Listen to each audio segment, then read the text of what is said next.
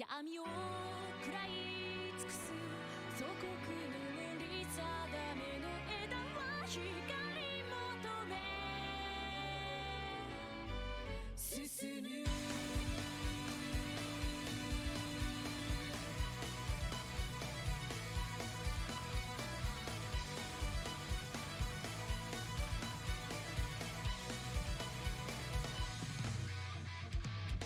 手繰り寄せた赤い糸はたがための命綱侵食する回顧録は君の死を狂わせるよ回る永遠を背負い見つめて恐れフィクション脱ぎ捨てたら今この胸に問い錆びゆくエンゲージ絡まるインフィニティ迷い込む青のラグナロクでどれだけ剣を震える Oh wait, why are there two Jinko times in bracket? What the fuck?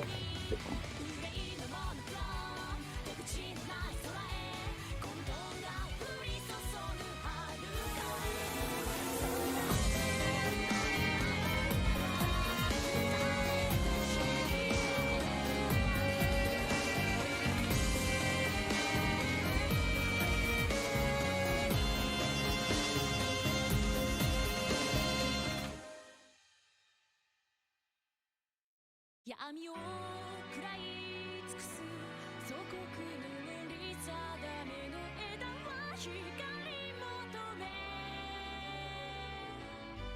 進む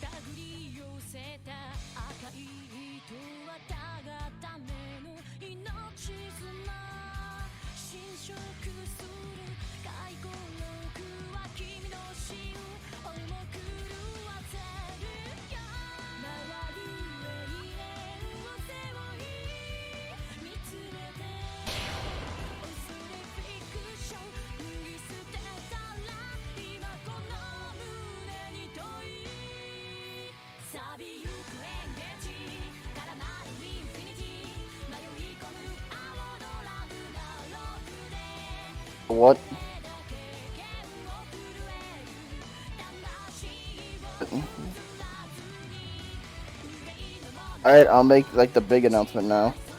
Hold on. が降り注ぐ遥かへそれでも舞い上がれるか答えと引き換える Oh, they're just getting right into it. Shit. Get ready, get ready.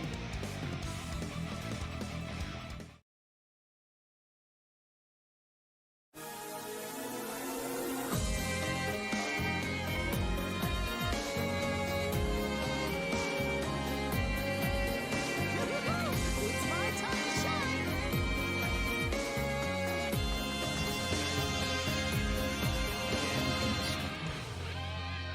Can't escape from crossing fate. Fight!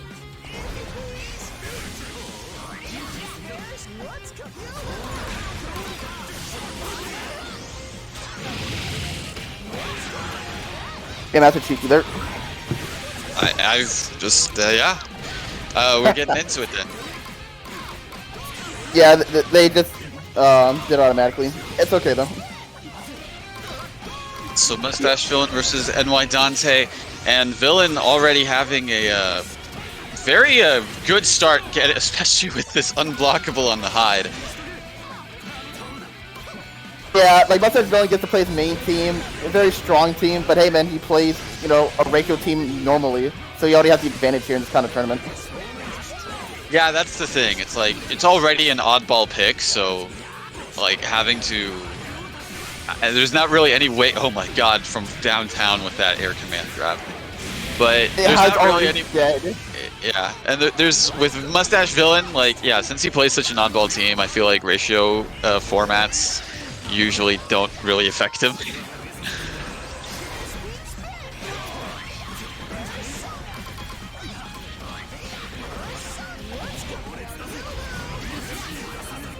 By the way, Cheap, just like you know, when Naegi talks, only we can hear him, the stream can't hear him. Okay, I'll keep that in mind. Behold, my very best.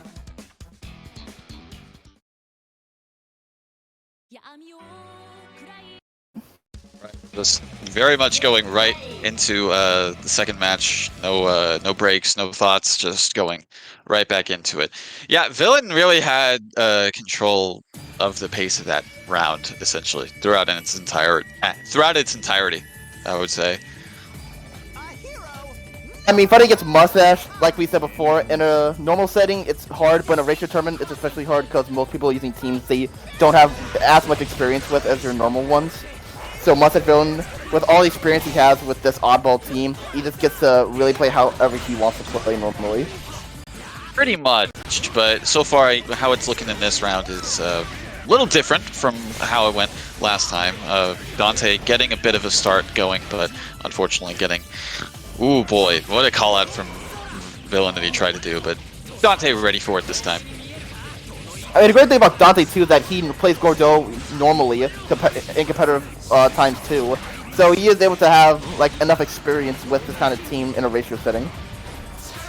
Absolutely. Tager on Death's Door, well, actually just fully dead. Ooh, and getting the extension off with the super, yeah, it's got a lot of untech time if you're hitting the assist. So able to get a follow-up like that. Yep. Okay, unfortunate. That was a big opportunity to maybe swing momentum back in his favor. Yep.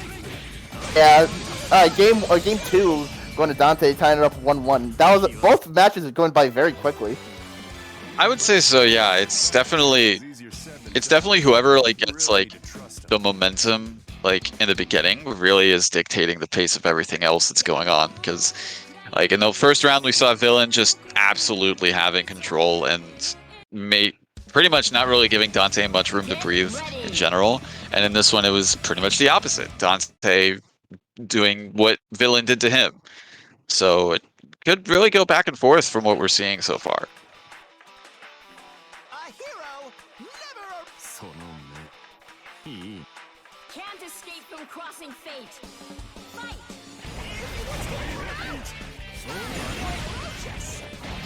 Good tech on the throw. Ooh, getting an active swap, but unfortunately, yeah, anticipating the burst, and Villain going to be getting some momentum. Ah, that crossed up is so dirty. Nah, man, like we all got hit there. I'm sorry, no one's blocking that.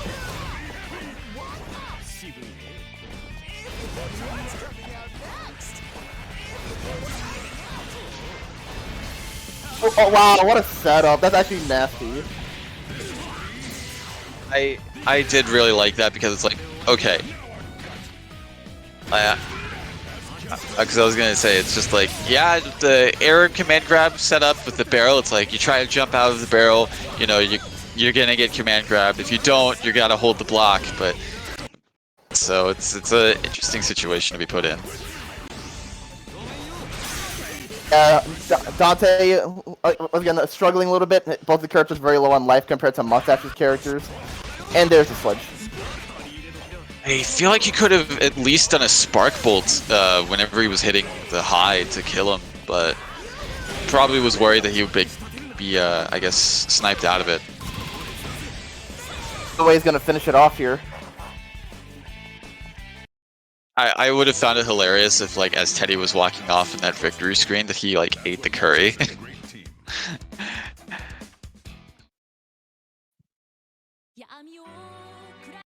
Yeah. So, currently, 2-1, Mustache Villain's favor, on set point.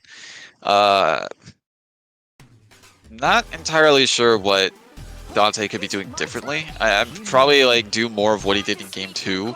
Just kind of don't really give Villain much of an opportunity to honestly even breathe, because if you let this team do anything, it's going to be it's going to be mix up and just all sorts of shenanigans city.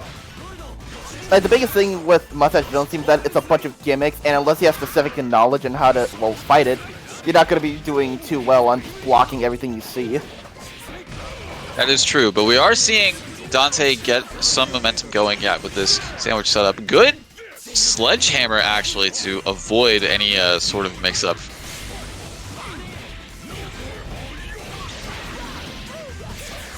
Sandwich. That's won't kill. Oh, unfortunate! Oh, no! He's dead That's too. a dead taker. Yep.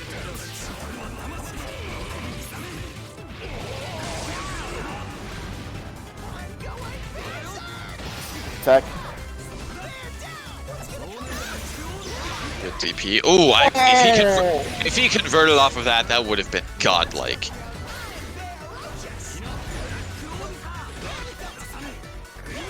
Ooh, unfortunate. Got hit by the very last part of that scythe, and I don't know. Is this? No, it's not that. It's not that.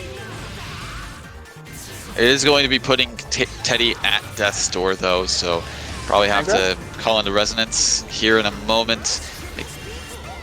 Oh my god. Oh. We are going to game 5, though, tying up 2-2. Yeah, that Teddy 5B, you know, very long-reaching, but unfortunately does have a significant amount of recovery time. So yeah, that assist call is just able to easily hit him out of that and get the kill. Yeah, and as I said, game 5 situation. Yeah, really could still go either way, as we're seeing.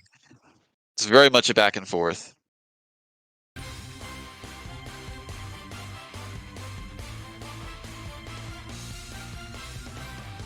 It's my time to shine. Both players have shown that they've adapted to each other pretty well, so now it's just who can get their game plan in better in this last round. Yeah, I would say so. Yeah, unfortunately, wow, not really off. Yep, go ahead. Yeah, it's just happy birthday is just not how you want to start any round, especially the final round of a set. But luckily he falls out pretty early, so he's able to continue on normally.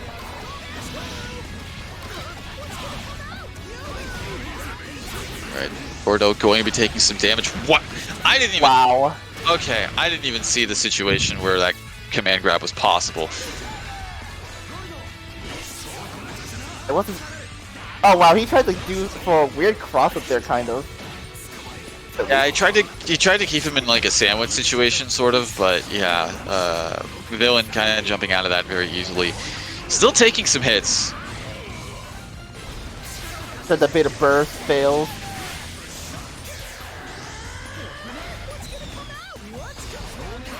Right now, I'm playing very safe, you know, trying to space out. That's a dead taker. Yeah, I was gonna say a little bit earlier, he should have just tagged out with Teddy, but he's got to make do with solo Teddy, which he can do. It's gonna be a bit hard though against this team.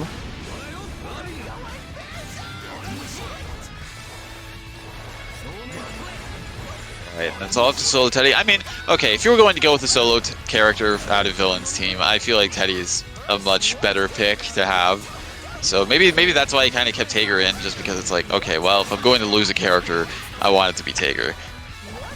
Agreed. It's just that the problem I see with Teddy is that he's just hard to go solo because he's like all mids, and even with the items, like you can usually just like kind of play lame sometimes. And plus, with the range this team has, they can get around this stuff. I mean, yeah, but as we're seeing now, it's kind of working out. Well, as soon as they say that, of course, commentators curse. But I mean, it's still been somewhat working out for him with this solo character. Unfortunately, that is going to be the end of it, because unless this combo drops, that should be a kill. As the meter, DHC, yep.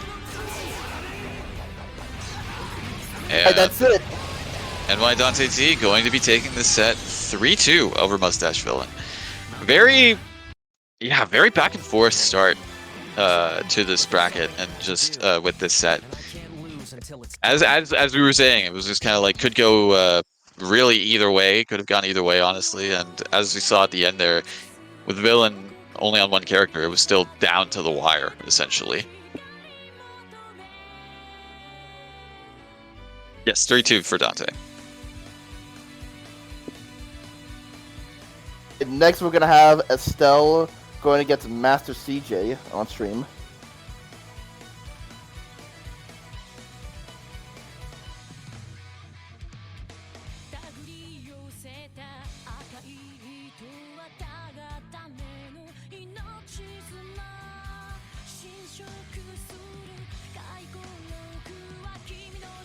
Also, for those of you joining us, we weren't able to get an introduction before the first set started, but hello and welcome to Crossing Fates into the Ratio, a Ratio tournament hosted by Nuclear Taco, Lucky Naegi, and the Rosario Syndicate. Very much happy to be a part of this for the commentary block. I am Master Cheap, and of course Taco is my co-commentator here as well. And yeah, just for those unfamiliar with the format, it is a ratio format. That means there are characters with set values to them, and your team composition can only reach a total of 7. So some characters are banned, some characters have high values, low values. I'm sure there is a image that we will be having up either in the chat or on stream showing exactly what those values are. But yeah, with this format, it allows for some team comps that you don't normally see from the players that you see play here tonight.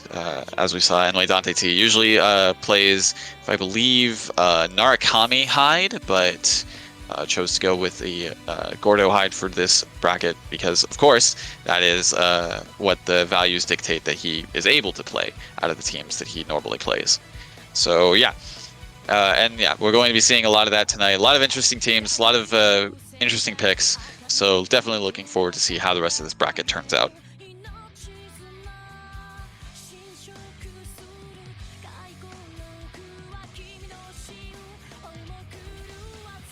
And I just gave him the clear to get ready, so there we go. Right, and it looks like we have Master CJ versus Estelle. Is their name in bracket just Estelle? Okay, got it. Estelle, so it's just Estelle going against Master CJ. Estelle's going to be using the Labras Akatsuki you see on the left. CJ's going to be using the Heart Gordeau on the right.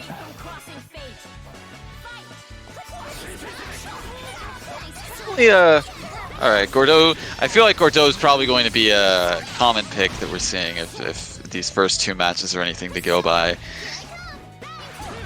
I mean, he's still a decent character, great active switch potential, plus also people love Gordeau memes, so yeah. Absolutely, but I mean, not to count out anything on Estelle's team either. Labras is a pick that not many people are familiar with, I feel.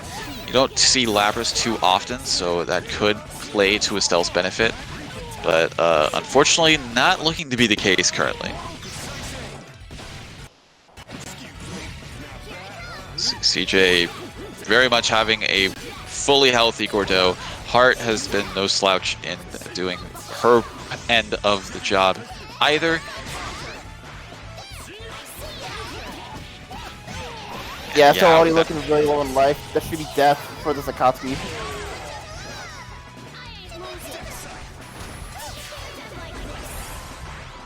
Labrys, definitely a character that you don't really want to have going. I mean, with how her axe works, does more damage the more hits she lands, so don't want to have her get any of that momentum, and that is exactly the plan that CJ has. Going to be taking the first round in this set. Letting someone watch your back is easier said than done. You really need to trust them. 闇を食らい尽くす祖国のリザ Right, going into it once again, same team comps. I feel like whenever we're going into these sets, I feel like that's the team. Like the team that you see at the beginning is the team that they're going to stick with. I don't feel like we're going to see any sort of, I guess, counter picks or any alterations to a lot of the teams that we're seeing go in tonight. We'll say I am happy to see a Labrys on stream today just because I play a little bit of Labrys and also just like watching them play, especially in competitive scenes. Like I said before, you don't really see this character too often. Probably for good reason in some cases, but always a treat to see some characters like represented that you don't normally see here. But going into the match, yeah, Estelle getting some pressure going, but unfortunately, yeah, not really too much in the beginning. Able to land the Akatsuki 5P and start their momentum. A bit of a scramble there, of course, getting that cross up, as hard players usually get it just randomly. Anytime she gets a knockdown, you gotta guess, is it coming in high, is it low?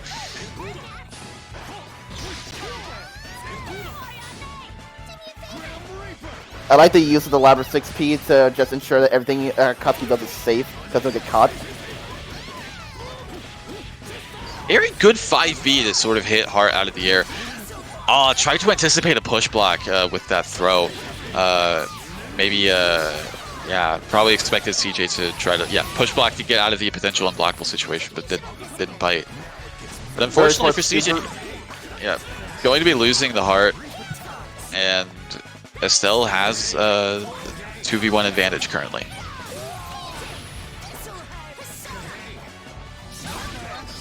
Wow, that just goes around Gordeau. There should be death if he's able to get that cross combo. Just finish it off with the super. Oh, it doesn't. But it was a little bit finicky on whether or not it would have. I feel like it probably would have, so Estelle should have definitely gone for it. I tried the option select with the throw, thinking a push block was coming, but no, it just gets hit instead.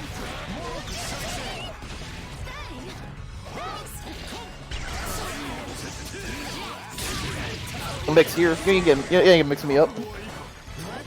Might be sliding and sweeping the feet on the Labrys, killing her off, and yeah, CJ kind of starting to bring it back, but unfortunately going to be hit by that stray B-Tatsu, and Estelle capitalizing fully and taking out Gordeau. I'm answered up by the commentator's curse. Any adversary.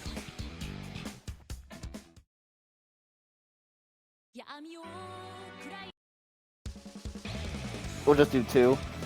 It's because a lot of people DQ'd. At least a lot of people DQ'd, so we just kind of have to speed round 1 up. So this will be the last stream we're doing for round 1. I already have the third ones going off stream.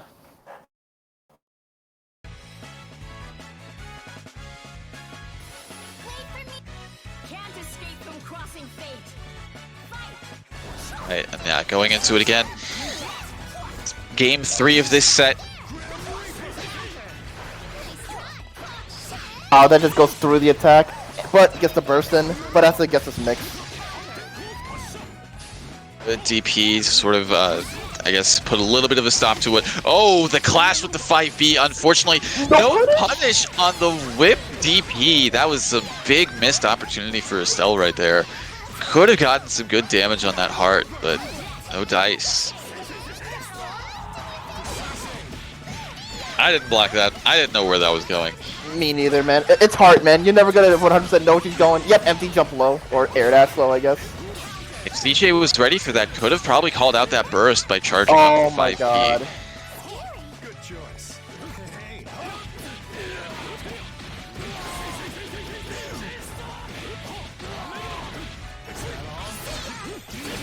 Blockable. Oh, yep.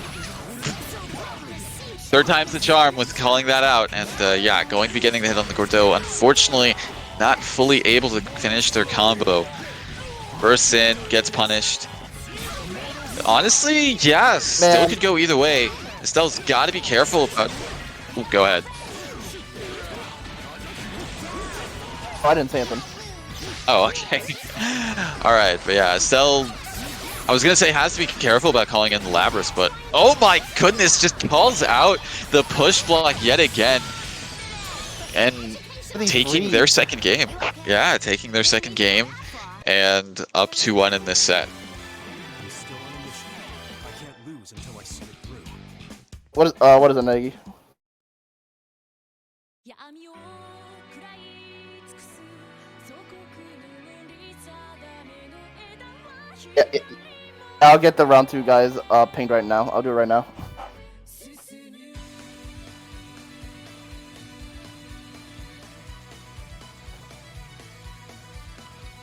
Yeah, I got it. Taco, you took yourself off of auto pass. Oh, I did. Shit. Yep. How'd that happen? How did that happen? I don't know. I don't know. Estelle just danced.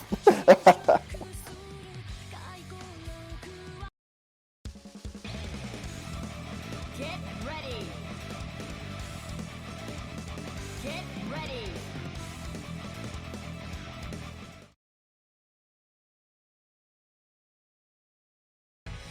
Alright.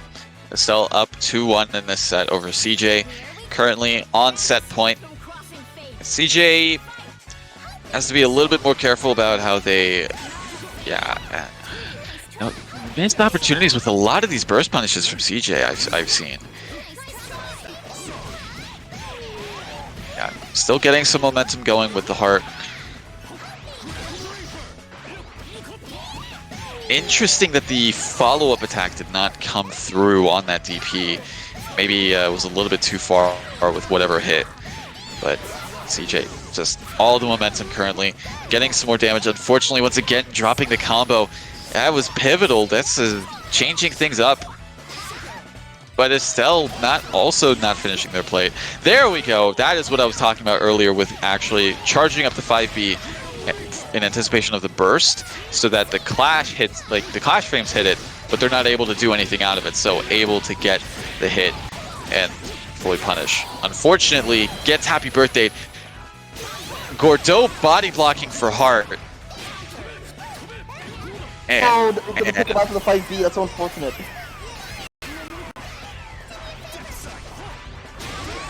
oh my god, that's traded every time, but this time definitely going in Estelle's favor with killing off that character. Crazy comeback in terms of resonance, but yeah, Master TJ doesn't want to get too close to Kowski right now. Spending all that meter on the EX projectiles. I mean, you know, had the meter going for it, so definitely spend it if you got it. But now resonance is out. Neither player has it. Unfortunately, gets the air-to-air confirm. Master CJ tying it up 2-2. Game 5 situation. Again, I'm very glad that we are having back-to-back rounds. No sweeps coming around here so far. It creates more interesting battles that way. Yeah, it's not really a clear-cut who's going to win it. And that makes it all the more exciting, really. Especially since, again, as we said, it's like teams you don't normally see from these people, so everyone's still kind of finding their footing, finding what they can pull off with the teams that they've got. Wait for me. Can't escape from crossing fate. Fight. The end is hard, just basically super dashing in. Estelle tries to call out with the JC, not really working, but we will get the 2B anti-air. Going to be burst safe. Oh, unfortunately, yeah, it falls out with that Kowski 5P. Still gets the grab though. All of that. The whiff recovery on that 2B is very lengthy, unfortunately. So, yeah, able to dodge it and get the punish.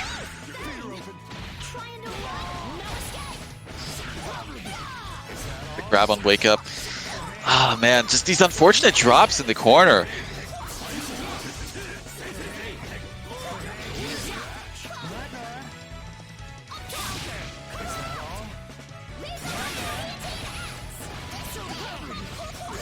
Right? Estelle is getting really started on the Labrys, you know, just keeping the pressure going. Ooh, the save trap doesn't work against the DP though. I'm very surprised that it actually was able to fully confirm, considering the range that was at. Oh, gets the 5B. Oh my god, call another out. 5B. It's not going to kill, but it's going to put Heart on death's door here. Wow. I'm not entirely sure what CJ was trying. Yeah, EX projectile, I think, but unfortunately just a little too slow. Going to be very close, but not quite enough to kill off the Gordeau. But that overhead will seal the deal. Chalk this up as a win. Labrys, Akatsuki. Yeah, with that, Estelle's going to be taking the set 3-2, cinching the win over CJ, and yeah, very, very solid way to end it there. Agreed.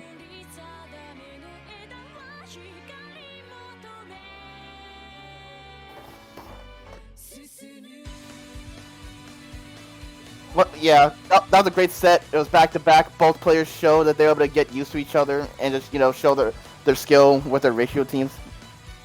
Both players just playing characters that aren't really seen too much, like Labrys, and now we do see a lot of heart. Never mind. Well, next player's coming up already. It's gonna be not Jerry going up against Bumba Chunga. and well, I honestly, yeah, what I was saying was holding up to be true. We're just seeing Gordeaus tonight. This is looking to be the third time so far we've seen Gordeau on stream. So Honestly, I kind of love to see it. 3 for 3, perfect attendance so far. Will the streak remain after this? We'll see. But yeah, Najeri rocking the Hazama Gordeau. Bumba Chunga going with the Jin Labrys. So we're seeing two returning team members, Gordeau and Labrys. Two new faces in Hazama and Jin. Jerry, very proficient Hazama, that I'm sure we've seen here as well at Rosario Syndicate's events. And Jin from Bumba Chunga, also mainstay for their team. But the Gordeau, haven't seen too much of from Jerry, if at all. And the Labrys, I've had the pleasure of playing against Bumba Chunga a few times. I believe I've seen the Labrys from them as well. So those characters familiar for them. For Jerry, I would say the Hazama might do a lot of the work. Like, I know Jerry, like me and Jerry are training partners, so Hazama is his main character, so he's going to be putting in way more work due to his Hazama experience. But Gordeau is definitely going to be helping in, well, with his assist and his active switching a lot too. Probably tried to go for an EX chain knuckle there, but unfortunately got the misinput and caused to get a 5C.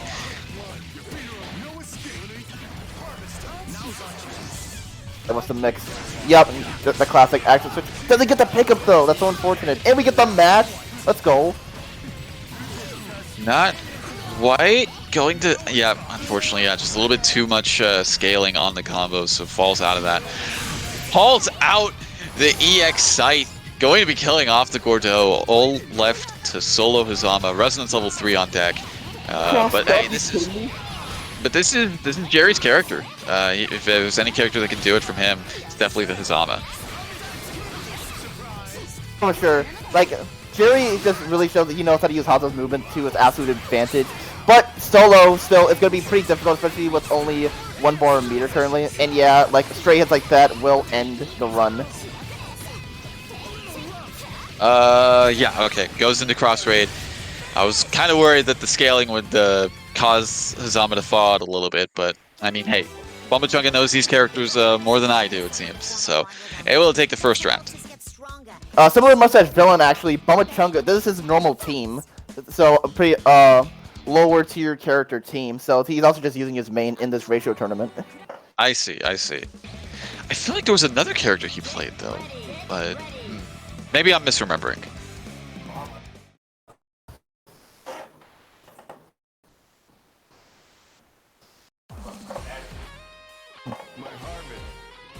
Regardless, whatever the case may be, going into game 2, as said before, Bomachunga having the game advantage currently. EPs, unfortunately, active swaps to avoid it. Yep. Another bad DP. You gotta get punished here. A lot more damage this time too. I'm going to believe. Gets command grab. What's the mix gonna be here? Labrys not looking too good. Good jump out to avoid the active swap command grab there. Could have potentially been death for Labrys, but yeah, Jin going to be taking some hits. Ooh, that's a pretty safe on block too, and on hit.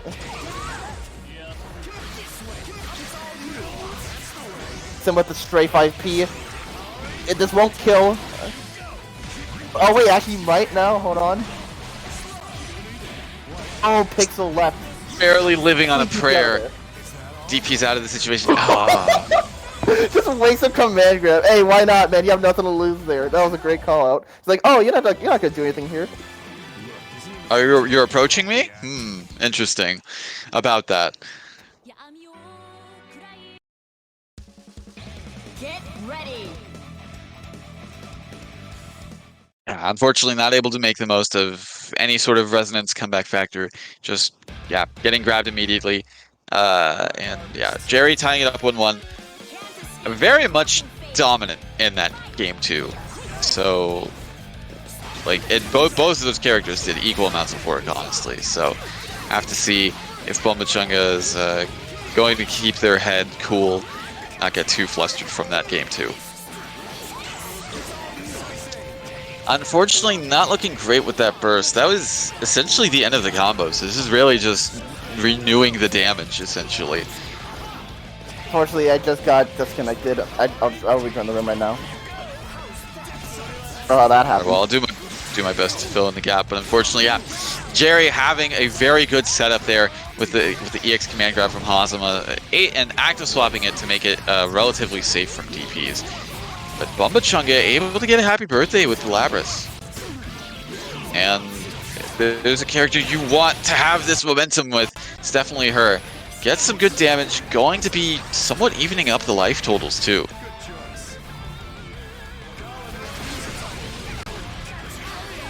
Able to follow up off of that EX site active swap. Oh no, just a little bit too high to connect with the aerial. Could have been a dead Hazama. That is actually could be a game changer here.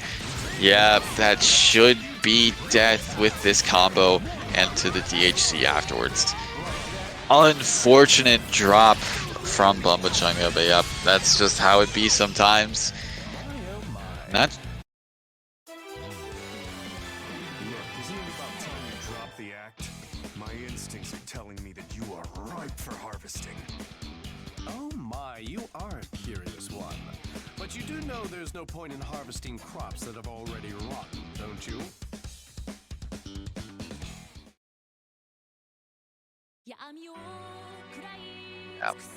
I couldn't hear you. What'd you say? Get ready. Get ready. Hold on, really. Yeah, I'll play them right now. My harvest. Can't escape from crossing fate. Not Jerry on set point now. Bomachunga again just has to keep their head cool, not be too flustered by whatever Jerry's putting out. But yeah, going to be getting the momentum on Jerry's side in this first game, or in this interaction, I should say. I didn't even see how that crossed up. I didn't even know how he stole corner there. It falls out, but we do the super anyway to catch the mash. Throw though, just wake up throw. Yeah, gets the grab, goes through the assist actually with the, you know, I guess throw animation. So going to be getting a good setup and keeping it relatively burst safe. Yeah, going to be going into the super, killing off this Jin. Solo Labrys coming in with still not really a good situation, especially with this anti-air connecting.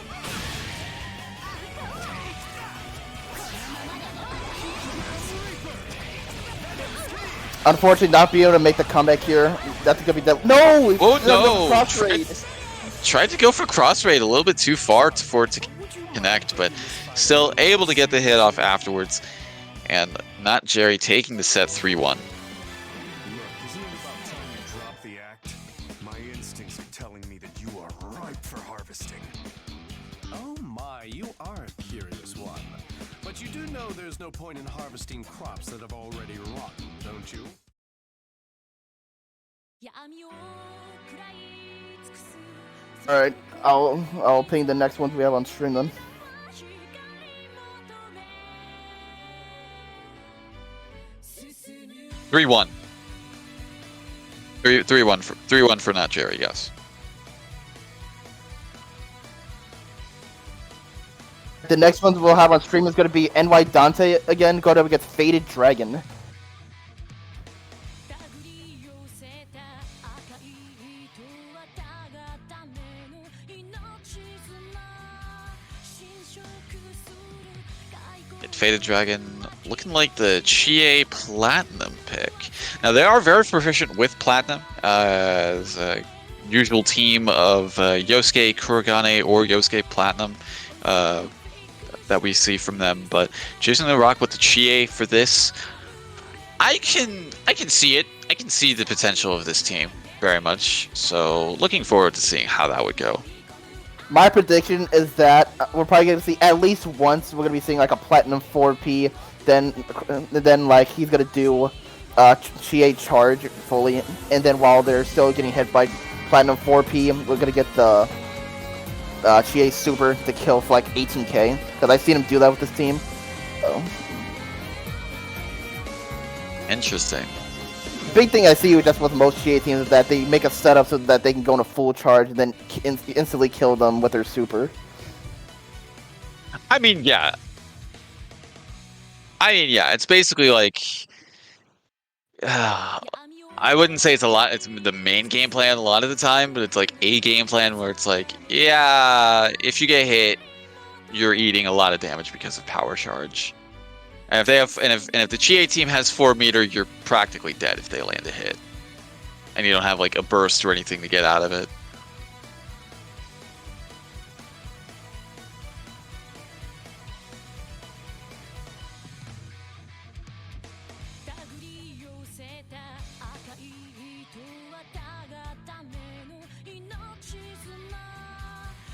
Yeah, just waiting on NY Dante T. Think, yeah, had to use the restroom for a second, so just anticipating what. Actually, no, they would. They'd probably stick with the Hyde Gordeau for this. So, yep, and there he is. Let's get the show on the road. And yeah, once again, Gordeau Hyde. But seeing like more newer characters on stream right now with the Chie Platinum. It's going to be very interesting to see for sure. Gordeau's had perfect attendance so far. He's been in every match this stream. Here's the plan. Honestly, this should be called crossing Gordeau into the ratio at this point. Pretty much. Platinum John. I feel, man, next time I got some guy to move up or Gordeau up another slot next time. Can't escape from crossing fate. All right, going into it. Yep, both players choosing to jump back. Biggest thing with Platinum and the reason why like a lot of people don't use her much is just because for her 6P and her 4P, also her 6P, is that they're completely random, so it's hard to play around her assists and really make the full use of them since you don't know what's gonna come out next.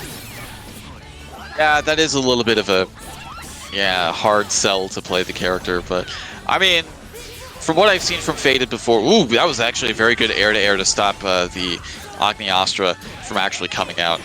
Didn't want to deal with any sort of lockdown from this character.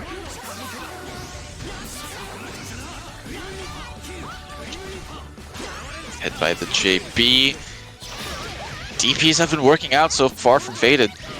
Unfortunately, yeah. Oh man, not able to fully capitalize with that combo starter.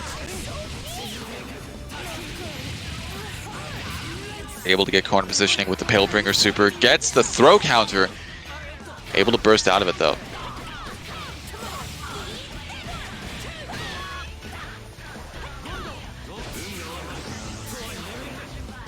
This is a good character. Yep. Keeping it simple, not wanting to do anything too fancy, just get the hit into the super and into the DHC as well. Kill her off, and all up to solo platinum. Res level 3, so we'll have some good health regain and also some good passive meter gain as well, provided they're able to make use of it.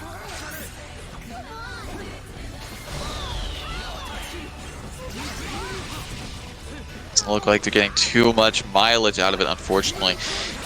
EX Swallow Moon helping to avoid the assist, but not quite able to hit because of the projectile that Dante threw out. And Dante, because of that, able to convert, get the kill, and take the first game in this set. So you should know why I can't back down. Again, Dante just showing his experience that because this team is also a team he uses regularly, at least in online tournaments from what I've seen. And Faded, I have never really seen him use Chie much. I think he would be doing much better if he was using Yosuke right now, but I feel like he wants to try something new and use his Racial Tournament as just like see how he can improve with this team. That's what I'm guessing at least.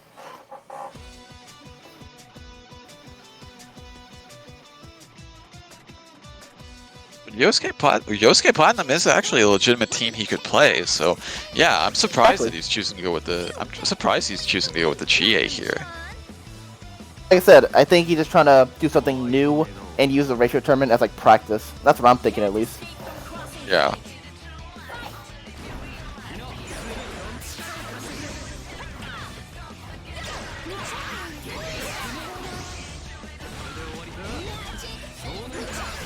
Normally not really too much getting done.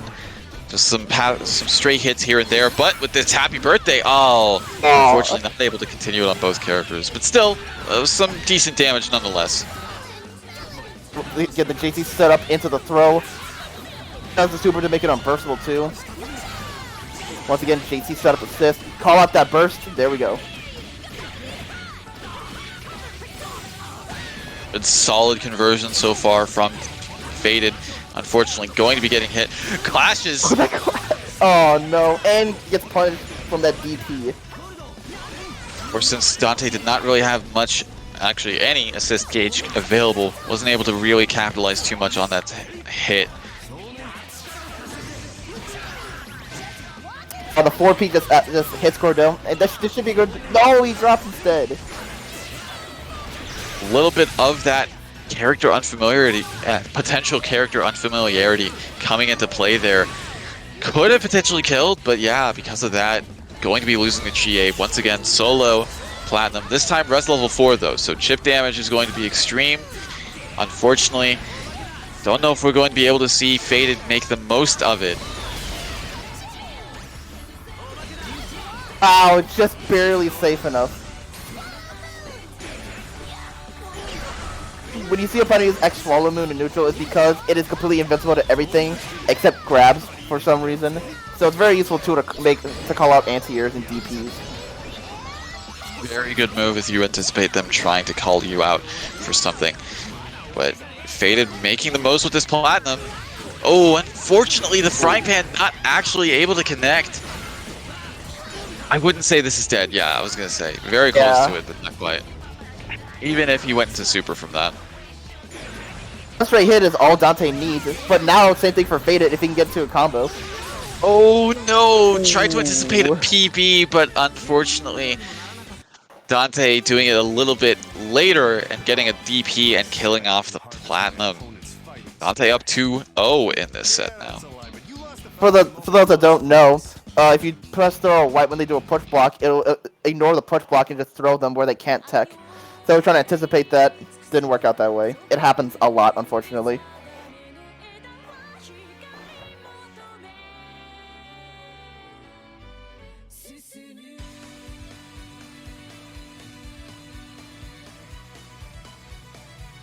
It Faded might be considering switching to the Yosuke. No, the Akatsuki.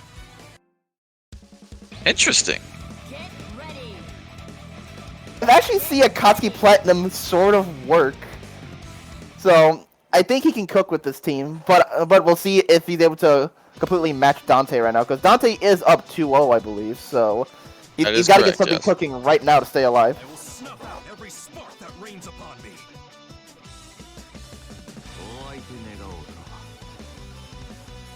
Again, once again, just surprised to see that, you know, in this, I wouldn't say it's a do or die situation. It is still winner's side of the bracket, but still down 2-0. I feel like he probably should have gone with the Yosuke. Too. Like I said, I think he just wants to try to not use Yosuke and like practice other stuff. It's fair, absolutely. Ooh, yeah, the time stop is gonna be a real game changer there. It gets the happy birthday. Get too much damage, but still gets almost 6k. 6k on both characters is pretty decent damage, I would say.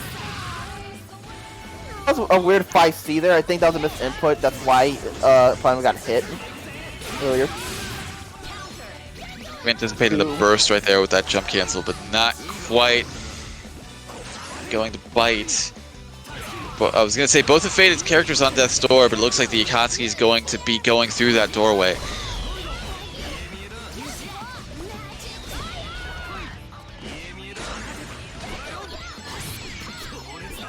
Yeah, calling out the 5B. Once again, similar to Teddy, as we said earlier, 5B long-reaching, but unfortunately has a lot of recovery on whiff, so able to punish that. But still, Resident 3 not going to make the most of it either.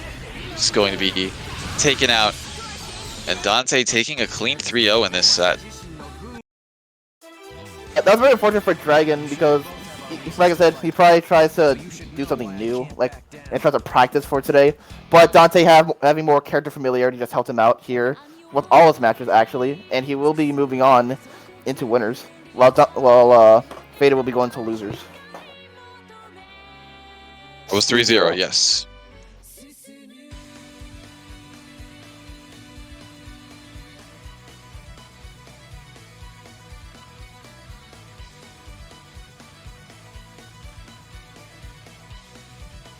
I'll be alright.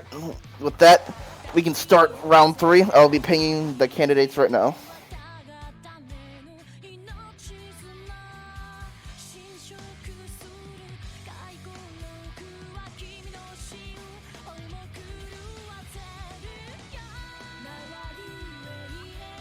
Right, making some good progress so far in this bracket.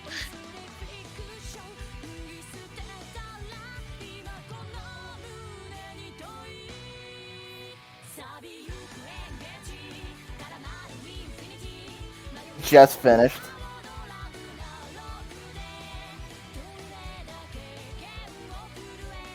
Yeah, 3-2 might have won.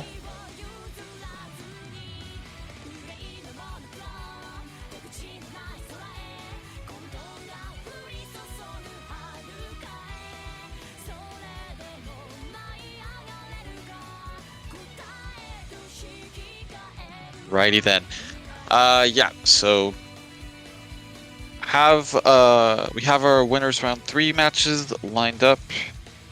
Quick pivot jab versus Tsuruto, True Care and Not Jerry on one side, and then on the other side of winners we have Estelle and Dante, and Dory and Raygon Monkey. So it looks like we're going to be having Not Jerry versus True Care, if Jerry joining the lobby is any indicator. Yes, it will be Jerry going against True Care. Got it. Okay.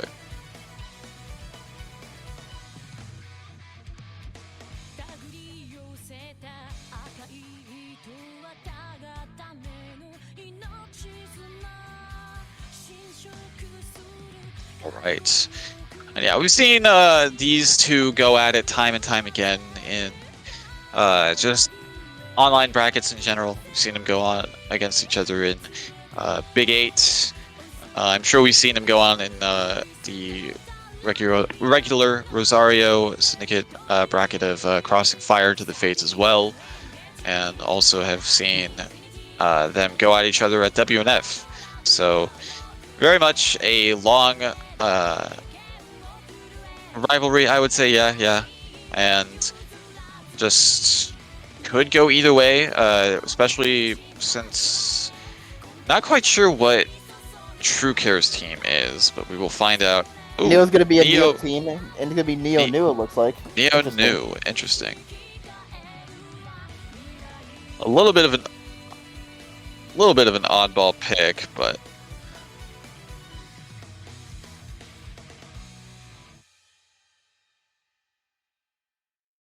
knew TrueCare was gonna have a Neo team. That's his main shield, always has been for a while. But I'm interested to see what he's gonna cook with New. I haven't really seen him use New much at all, so it's gonna be interesting to see for sure.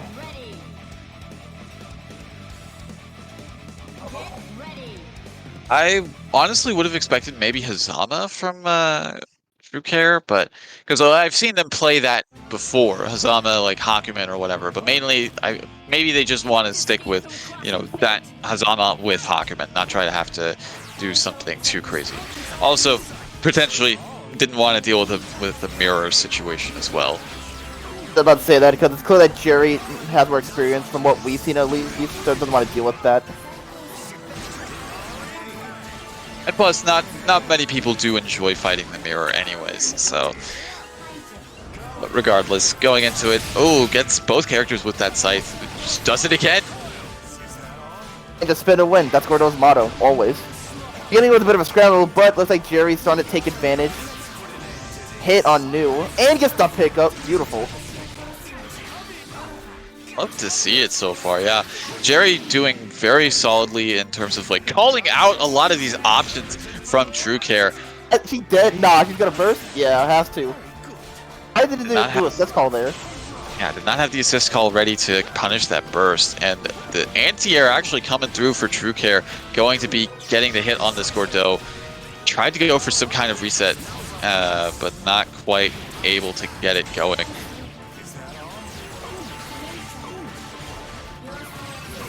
Done, but we do get the dash in, and we're gonna open up. Not Jerry. Yeah, do that super, killed him instantly. But Hazama is high on life right now, so has to maneuver around a bit. I was going to say, it is, Hazama does have the life advantage, but unfortunately, he's fighting New. New is not exactly the character you want to go up against as Hazama at all. I mean, look at that angle that she's going at with that sword. It's like at the perfect trajectory to really call out a lot of the points that Hazama would come at, but... The Commentator's Curse strikes again, because Hazama is able to get around New and recover a lot of health, but now it's gotta go against Solo Neo. And we've seen TrueCare just absolutely make a lot of comebacks with Solo Neo in the past. I had to call out with that EX chain. You did that on Wake Up? You're insane. Jay's got the calls for days, man. He fights TrueCare a lot. I mean, still, you don't normally press that button. Oh, wow. Oh my god. Still, you don't normally press that button on Wake Up. That is not a good match option, but... Side kick straight into the snake, and that's gonna be game one going to John Jerry. Holy shit. Well, as we said before, if there's any character that Jerry has that he wants to be an anchor, it is definitely Hazama, as we saw in that 1v2 comeback that he pulled off.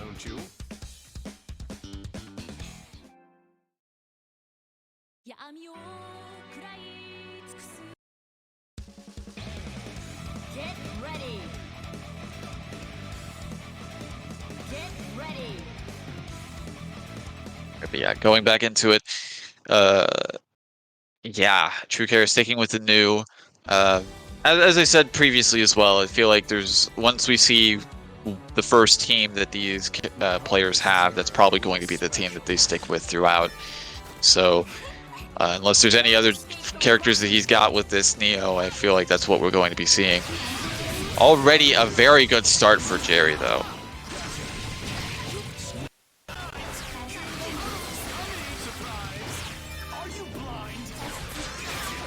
Yeah, dive kick teleport coming in and just kicking Hazama out of the sky.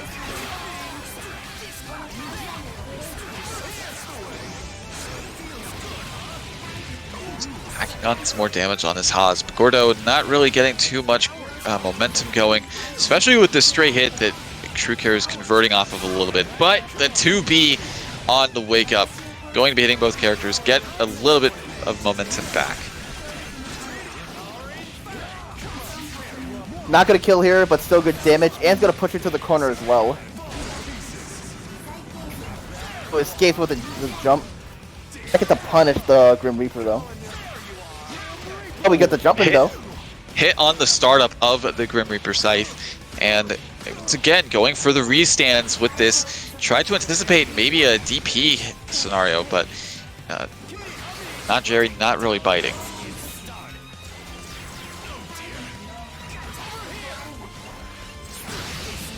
Oh, the clash there. And we get the angle to destroy Hazama. Get out of the air. Fortunately, Be careful. in the Yeah. air. You don't want to be in these unfriendly skies with Hazama there. Unfortunately, yeah, not quite going the way True Care probably wanted it to go with this Resonance. Good defense, Wow. though, on the sandwich. Oh, we get the punish just in time. But it's gonna run out of resonance. Yeah, couldn't continue. Oh, doesn't get bait. the super. I think Jerry was not quite anticipating that whiffing, so didn't have that specific whiff punish available, but still able to land the hit nonetheless afterwards. And so far, up 2-0. The act. My instincts are telling me that you are ripe for harvesting. Oh my, you are a curious one. But you do know there's no point in harvesting crops that have already rotten, don't you? Yeah, Jerry's been just showing his expertise with Hazama, and is actually using the Godot very well to just assist in his game plan. Absolutely, yeah. Well, True Care still rocking the new. I think a big thing in this matchup is just that not Jerry is able to take advantage of scrambles and straight hits more with his team, while with True Care you have to be a bit more precise in everything you're doing. Absolutely, yeah. Especially since, like, if you're going to be, unless you're like using her A normals, New has some dead zones on her attacks, so you gotta be careful with that. But Jerry, unfortunately, trying to either push block a little bit too late or just maybe call out True Care mashing after that. Gets the happy birthday. Oh, but he falls out. That's unfortunate. Alright, we get the grab though. I cannot assist call, so we might get burst on. He's going to take damage. Tried to do an anti-air grab from super high up, but not quite able to reach. But still, able to land the hit on the new. Interesting burst point. I don't know what's happening. Cosmos flying all over the place. News swinging. I don't know, but somehow True Care getting the better end of the deal a little bit. With the flow, just starting to mash. I feel it too. All right, very good conversion and anticipation of that 5P into teleport dive to kill off the Gordeau. Probably didn't anticipate that move connecting. Doesn't have the meter, unfortunately, to be able to kill off this character. But still able to get the hit off with that Oki situation, and now it is solo Hazama versus New. Not usually a matchup that you want to be in as Hazama, especially if you were playing CF. Yeah, there it is. Oh, but doesn't get the conversion though. Could be the end. Getting the hit could be, oh, just a little bit too far with the ground sickle. Not quite able to get the hit. Keep cursing people today, man. It's what I do. It's just something I'm used to at this point. Listen, man, I do it too. Ooh. Nailed it, DP! Not Not gonna be enough to if kill. he drops. Oh wait, no, but this is going to be enough. Oh no, not like this. Oh no! What? He dropped the combo. Oh my God. Probably tried to go for a chain to land it, but just a little bit too late. Ah, True Care, surprisingly, the option they were mashing enough to be able to kill off the Hazama. What was looking to be a wonderful comeback was for Jerry just falling apart right at the end. God damn. That was just such a big scramble at the end. There's like, oh, because Jerry's like, oh shit, I just dropped, and Trigger's like, I'm just gonna mash. If I lose, it's whatever, and he gets the win. Moments like that just kind of define BB Tag. Sometimes it just ends with a scramble. Getting a hit on the Neo, push blocking to save her from that, but unfortunately going to be taking some licks herself.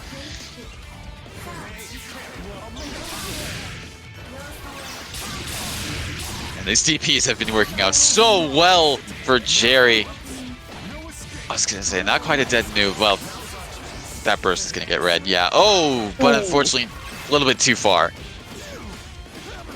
Yeah, Neo's got that midget privilege, not gonna be able to hit her in certain points. Well, just do Raw Grand Reaper, why don't you? Yeah, I mean, he did like a raw command grab as well on Wake Up, so. Unfortunately, You yeah. get punished for that. Unfortunately, the 5B, it seems like Jerry is still used to it being as good as it was before Gordo got nerfed. Because that's how it seems like he's throwing it out. Switch, but is it gonna get the kill because of the burst?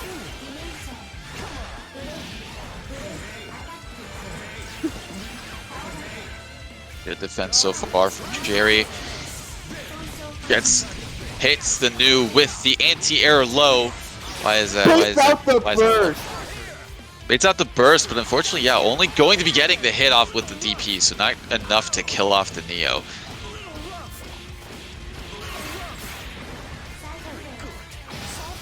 Good tech on the Wake Up throw. almost got the backdash too. Oh, just a little bit too far. That would have been an amazing call out too, man. I thought the solo knew right now. Can usually get the jump on Hazma above the Gordo there. Just, yeah, gets hit by the sandwich. Doesn't get killed though. I don't know. Hopefully that is not going to bite Jerry. Oh, but this is looking like that missing that opportunity to kill off the character is going to lead to a dead Hazama. No, Unfortunately, yes again, but he gets the throw. Meter positive, meter positive. He was saving the meter. Oh, but gets the hit with the gets the hit with the kick. Going to be killing off Nu, not Jerry, taking the set 3-1 over True Care. Again, Jared just showing his expertise with Hazama, but also showing surprising like a lot of competence with Gordo as well, and with using his assists, using his active switches, and just being good using Gordo solo as well. You could tell that just like Shuker didn't have too much experience with Nu, but still did a great job, especially being able to use Nu's 2B against Hazama a lot during the set. Sometimes it lets her scramble, and like I said, Jerry just kind of benefits from that more than Shuker can.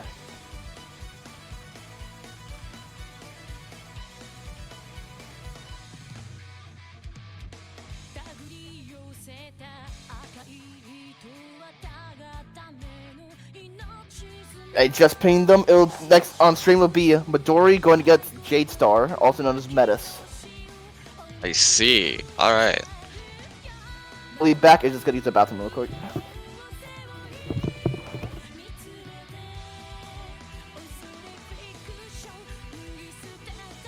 I'm looking at the bracket. That's not what I'm seeing.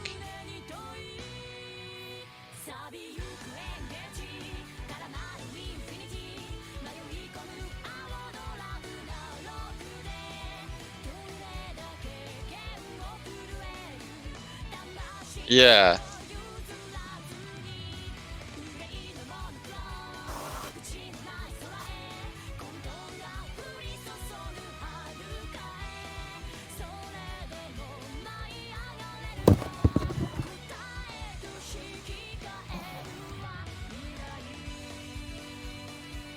My bad. I accidentally picked the wrong name. Damn it. That's my bad. All right. Who did I ping earlier? Oh, I did Jade. That was my bad. It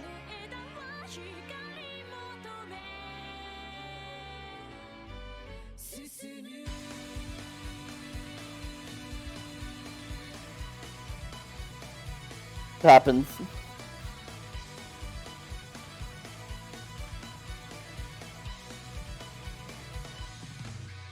All right, and it looks like yeah, Midori versus Gregon Monkey. It's still Gordo. It's still Gordo. He's had perfect attendance, man. Every single match on stream. Bro, this is just Gordo's tournament at this point, man. Oops, all Gordo. Like, I don't understand. Like, I do understand, like, once again, Gordeau means and just Gordeau being a decent character, but goddamn, he's just going with every single team tonight. Like, holy shit. Looks like I gotta put him up another point for the next ratio tournament. Holy shit.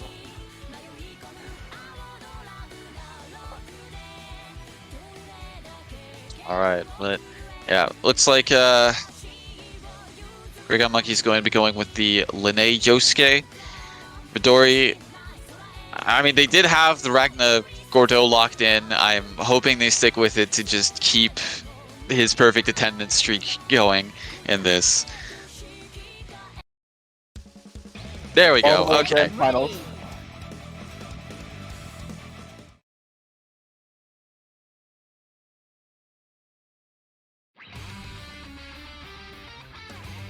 Right, so I know Dragon. This is his usual team. Well, he usually plays Yosuke U, but it's gonna switch up with Linne because ratio. But I'm pretty quick myself. Are you trying to show off? I see.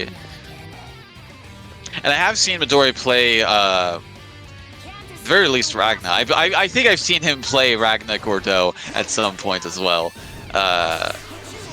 How seriously this team is taken from Midori, at least on the Gordeau side, I'm not sure. But as Ragna is definitely a force to be reckoned with from what I've played against it.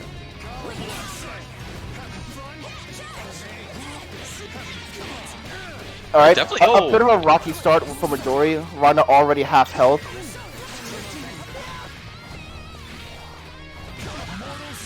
Good Still fight able to starter, get but we gotta drop that. unfortunate drop so far from the Gordeau. DP. Oh my god, the 5A actually connecting. Wild. Yeah, Ragna not looking too well. Yosuke though kept him out for a little too long. Yep. Going to be getting some life back as well as killing off this Yosuke. Looking pretty good for Midori so far.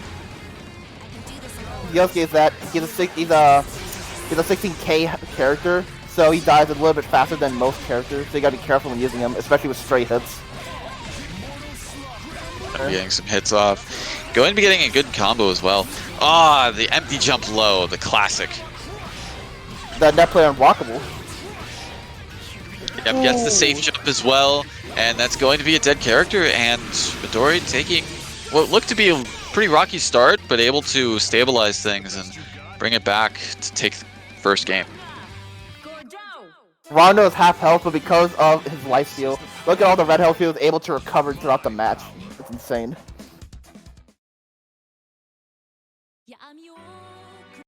Yeah, I'll just go straight back into it. We want to get this done.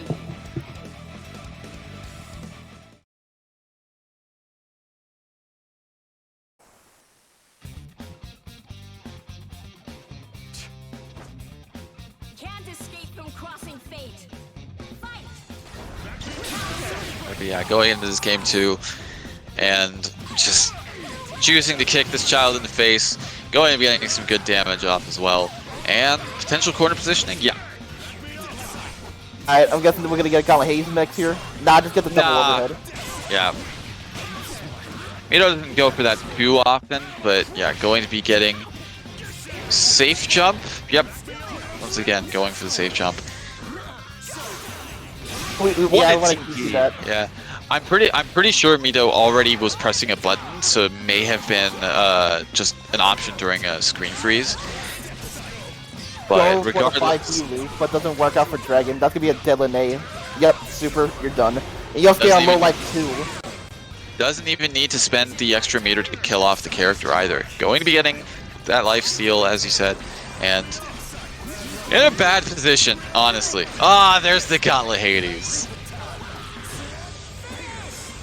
Midori just, they sort of maybe a little rocky, but Midori just kind of dominated after like the first couple seconds. Gonna be 2-0 currently. Dragon on his last leg for winners right now. He's got to get something cooking if he wants to stay alive in the winner's side.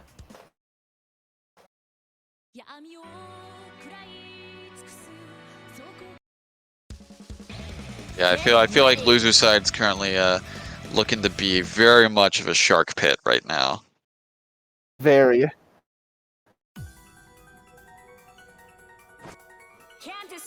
crossing fate. Fight! I see. Well, regardless, yeah, already taking a good start to this first few seconds of the match, honestly. Linne already down to 50% roughly, and good defense on the sandwich, yeah, DPing out with the gap there, and yeah, not really faltering so far. Especially against a team like this where Rondo just gets a lot of assists from Gordeau and has a lot of mix potential. Your mix needs to be on point. Tries to go for the active swap grab. Gregon teching out of the situation. Oh, but gets a happy birthday, not quite able to fully capitalize, unfortunately. Gets the two-way into it, let's go. I didn't see which side Gordeau ended up being on. I feel like he probably just matched two-way to see if he got something and just continue with the hit confirmed. Doesn't look like he want to approach right now. Ooh, he's kind of trapped though. 5P. Gets the Grim Reaper assist. This should be enough to kill, provided that there's no drop on the combo. Yep. All up to solo Linne. Already not looking too great. Going for the safe jump. Yep. Going for the safe jump. Setup. Oh, going to be calling out that poke from Mito with his wake up super. Wow, just DP. Man, Rondo doesn't want to expect anything. I mean, to be fair, Mito has all the advantage in the world in terms of life, resources now, and just, like, also having assists available within this 2v1. So, really can afford to make some interesting, some mistakes, just in case, like, things don't necessarily go their way. But yeah, going to be bursting out of that, wanting to let Ragna get a little bit more life in the back line is what I would say, but was called out with that assist. Ragna not looking too great. I would not recommend calling him anymore. I can play his heart out right now. You can tell he's playing very safe, using the Kuga to make sure that he can't approach, but also tries to not go in too close and gets poked out. Oh, okay. I was kind of worried a little bit that maybe there would be some backwards hitbox shenanigans, but so far, Gregon really taking things back into their favor with this Linne and Gauntlet Hades. I was waiting for it. I was like, I haven't seen it yet from Mito. What are you doing? Where's the Gauntlet Hades? There it is. Respectful though, he just runs up and does Gauntlet Hades. Like, yeah, I know you're not gonna block this, man. I mean, I'm not gonna lie. Like, from the entire time for this set, I've only seen Gregon blocking low against Ragna. So. Yeah, he wasn't ready for the Gauntlet Hades whenever it would come out.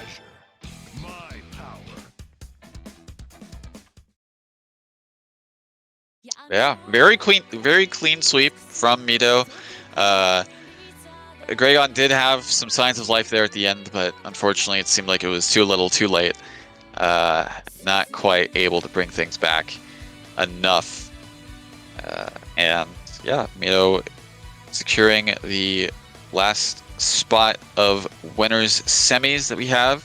In winner semis we have Teruto versus Not Jerry. On the other side we have Dante T versus Mito. So definitely going to be some interesting sets that we have in store for that.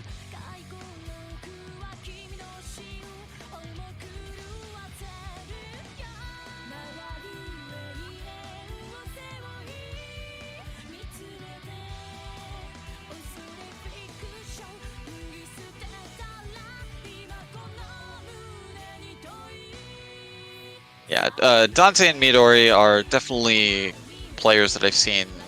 I don't know if they're necessarily training partners, but I definitely seen them play against each other quite a bit. So it'd be interesting to see, just like with the context of a ratio tournament, how it would go with them, because they might have like probably experimented a little bit with like these other teams at some points. So have to see how that interaction goes, but. That match is for another time. Right now, it seems we will be having a match in losers. If I am reading this correctly, it will be Quick Pivot Jab versus Faded Dragon. Because now we're getting very close to the top 8, so we'll get some loser representation going. But we will have a winners match after this as well, so don't worry. So we got Quick Pivot Jab going with Akihiko Makoto, and Faded going with Yosuke Hazama. Faded Dragon finally switching to Yosuke because he wants to get serious now.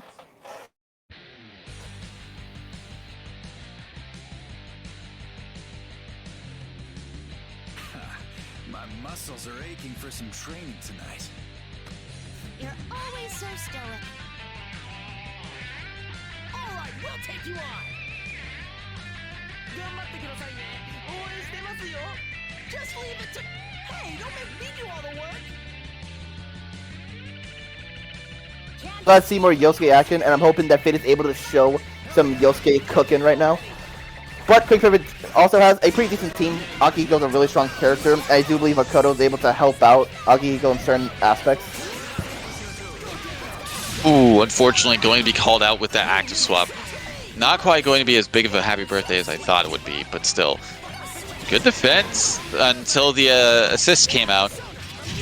You know, something I just noticed, there's no Gordeau. His perfect streak is gone. Oh! Unfortunate. Wanted him to go all the way to Grand Finals.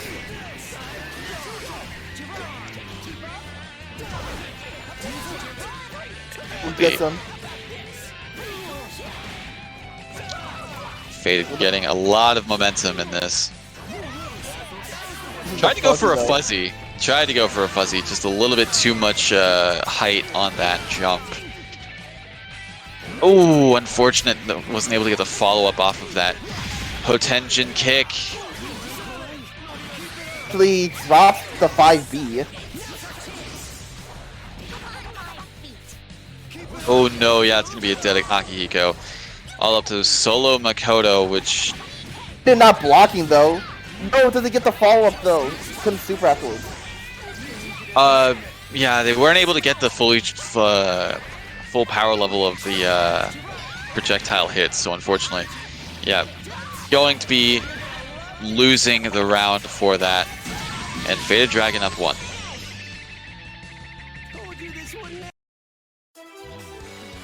feel like this is just gonna be a big battle between ground versus air because both characters on Quick Pivot, they're very more ground focused characters, and Faded's team is very air focused. So it's gonna be difficult for Quick Pivot to kind of get around all their air mobility. I'm serious! It's very much doable, but it's, yeah, it's definitely going to be a climb to make.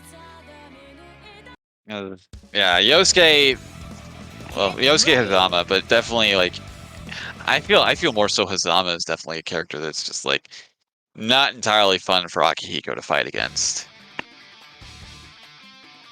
This is from personal experience, though. If anybody has differing opinions, feel free to let them fly. But that's how I personally feel about this matchup. Alright, we'll take you on! 頑張ってくださいね。応援してますよ。Just leave it to... Hey, don't make me do all the work! Okay. Can't escape from crossing fate. Fight! Right, going into game 2. You want to see how Quick Pivot does adjust to this matchup, but right now is getting comboed. We'll see a burst coming up, maybe.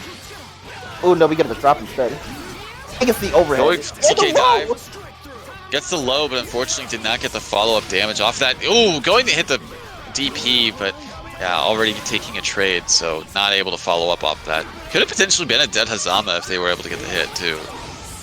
Firms with the cross combo too. We dropped the combo though.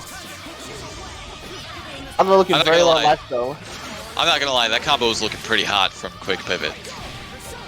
That's But, could yeah. have been a dead Hazama if he didn't drop too. Potentially. But yeah, going to be... Honestly, life totals are really even for the most part. Faded having a little bit of advantage with this Yosuke, especially with landing this hit now. Not quite going to be a dead character, even if you manage to get the super as well. So...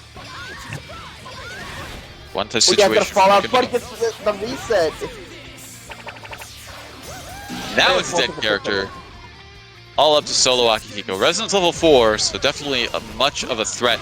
Oh, especially those could have been much bigger hits if he was ready for them. Those could have been much bigger hits, but this is definitely going to be a big hit. No!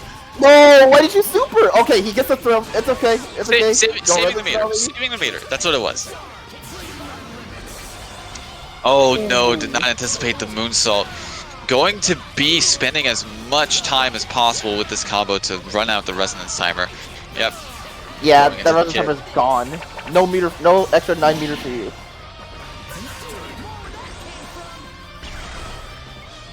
Ooh, what a clash! Oh, No! anti-air! An anti-air coming from Faded, able to go right through that JA that Quick Pivot Jab was trying to hit.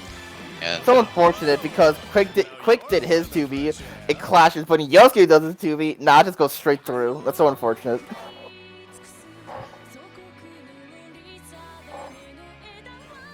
Right now, Faded is looking good right now. He's got the 2-0 advantage. Quick Pivot, he needs to get something going right now. He needs to stay alive because this is his last shot.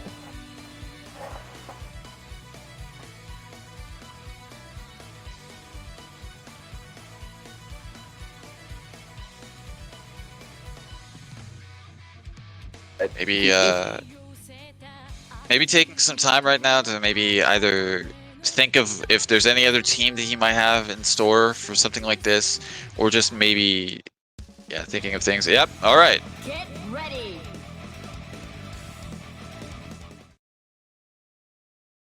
And that's the other thing. Yeah, just another team that Let's see- fits within the requirements, essentially.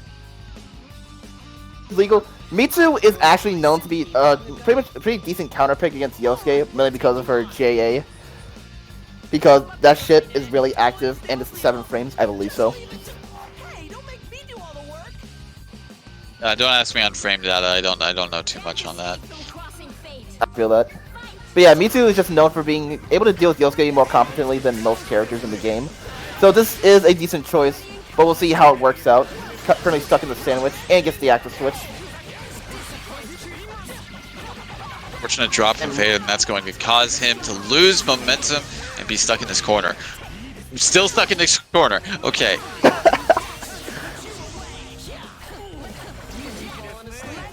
Yeah, I don't know, Fade just kind of wants to get away, using that reject card. What does it again? Wants to get away. Quick Pivot not letting him get away though. Maybe anticipated Faded going in after that chain connection, but yeah, DP is not working out. Gets the burst punish as well. What was looking pretty good for Quick Pivot is now very much turned around. A big thing right now is that Quick Pivot just trying to land a hit on Yosuke. Being able to anticipate Yosuke's moonsault shenanigans. And gets hit. That big whiff on that 2B that's going to not necessarily be a dead character, going to be put on Death's Door.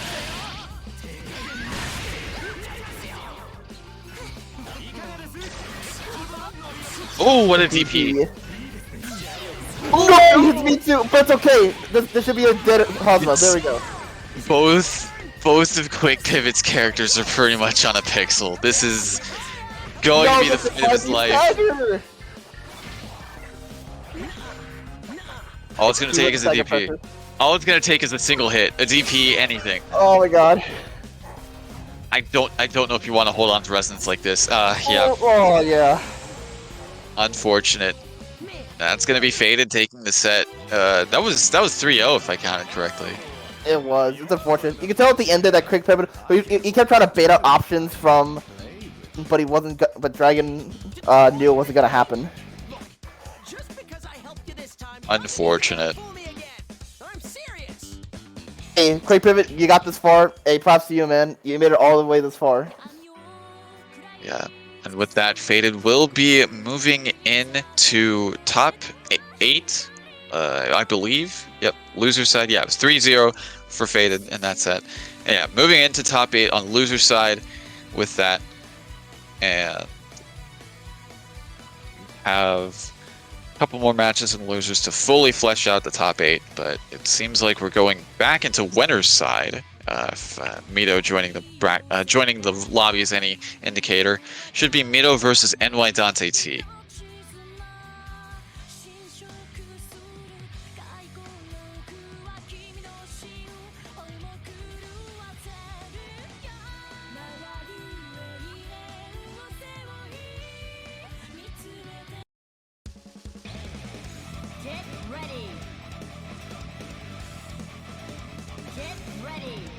Right, looks like Mito choosing to rock a different team for this. Rather than the Ragna Gordeau, we're going to be seeing the Weiss Hyde, which is, if I'm not mistaken, yeah, very much a main team from Mito. Yeah, definitely. So, rocking their mains, Dante rocking an old main of his as well with this team. So, interesting. Going to be interesting to see this. Roster DP, what a call out. What a no, Dante's just a madman. To be fair, Weiss players generally like to press their advantage since they have one of the quickest round start options in this game. So, round start DP, while a wild option, is definitely an option that is valid.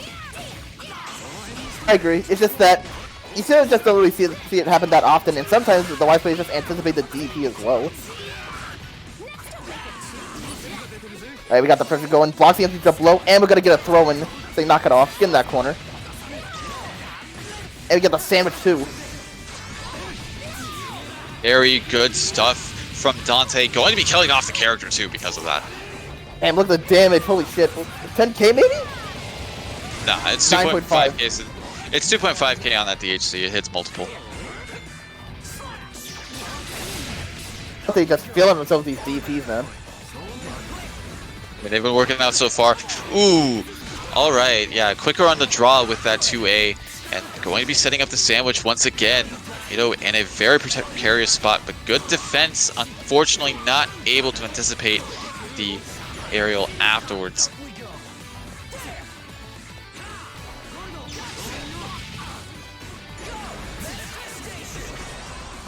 Calling in the Resonance level 3. Going to be getting a decent amount of passive meter and health gain.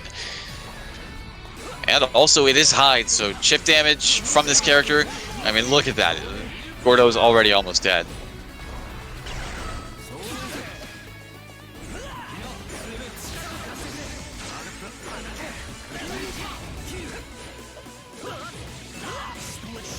Right, but Dante taking some hits, Mito bringing things back, going to be killing off the Hyde, and up to solo Gordeau. Resonance level 4, so again, passive meter and health gain is going to be very high, especially since a lot of it is because of the chip damage from this Hyde. Dante recovering life very fast right now, though. Hyde's generally low damage, not gonna be able to kill with how much health Gordeau has currently. Going to be landing the hit. That should be enough, yep. And Dante going to be taking the first round in this set.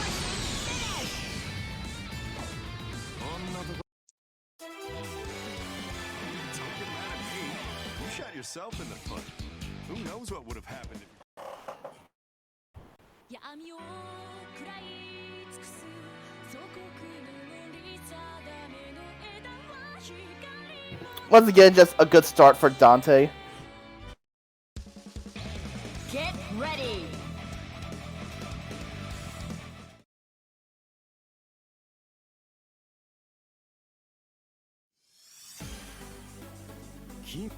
Can't escape the Let's see how Mito adjusts to Dante's play right now. I want to see another DP round start. I think Mito jumped back to anticipate it too.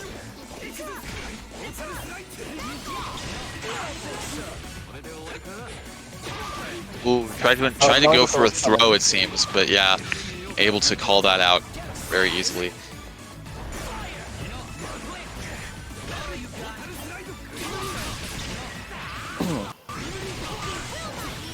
Yeah, anticipating the burst too. Dante just really having a lot of control in this round so far, not giving Midori much of a chance to retaliate or really get any of their game plan going. That could have been a good whiff punish too. So gets a double overhead. Very unfortunate. That gets hit with that double hitting overhead, yeah.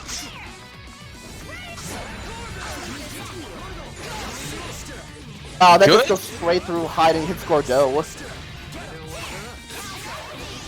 Getting the counter hit, probably trying to bait out a burst, but Dante not biting.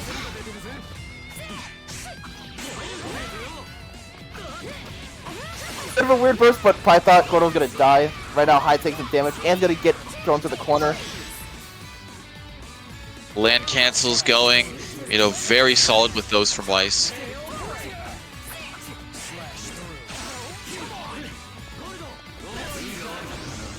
Kapanagi.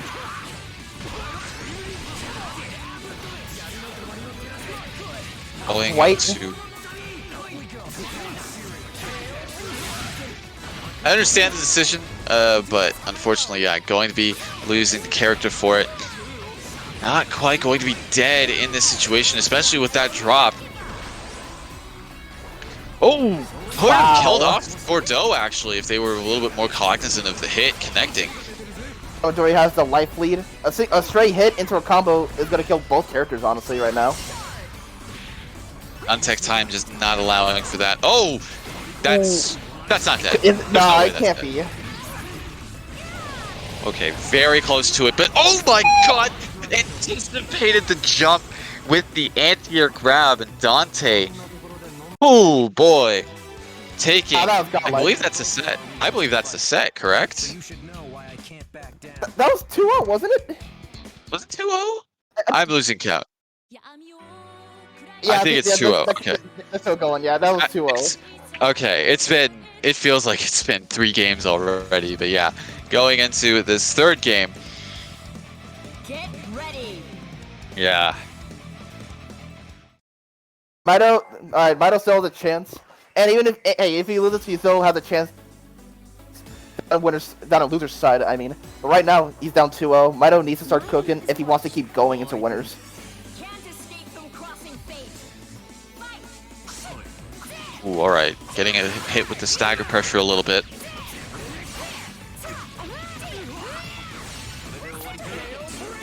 And from Dante, unfortunately, not able to tech the throw. Once again, Mito just very solid with the combos from Weiss, getting these land cancels going. Calls out the burst too. This is definitely their game to win, it seems, with all of the momentum that they're getting. Yeah, this shift in oh my god. Yeah, this shift is going very well for Mido. Full health on both characters. Dante just taking the full brunt of the pressure, but is able to put his hide on her. But Mido just retaliating completely. The corner carry, unfortunately, yeah, taking forward to avoid potential sandwich situation. That was not intended DP. I feel like that was supposed to be an active swap there. Yeah, I think that was misinput as well. But that one was intentional. That DP had to be intentional though, because that was definitely a good call. Killing off the hide and leaving Dante with the solo Gordo. Still a force to be reckoned with, definitely. Oh, Especially with this hit. Okay. So now immediately, but this should be a dead Gordo now. Thankfully, doesn't lose this one off of that stray Grim Reaper in the super. imagine if he just did it again. Dude, I kind of want to see it, but that would have been so disrespectful to see. I'm sure we both have our reasons to fight. So you should know why I can't. Hey, Mido, staying alive in winners. It's 2-1 right now. Needs to win 2 more to win. 2-1. Matches, man. I love seeing this. Wild. I mean, I feel like whenever your back is to the wall like that with Dante's position, it was like, yeah, EX Scythe, definitely solid decision, and especially like since it worked out, it was just like, wow, okay. Very much shifted momentum somewhat back in his favor, but that was then, this is now, going into this game, and so far Mito having, I was gonna say having some solid calls, but unfortunately gets hit by that Weiss assist. Oh, get the fuzzy too. Mito getting the fuzzy, yeah.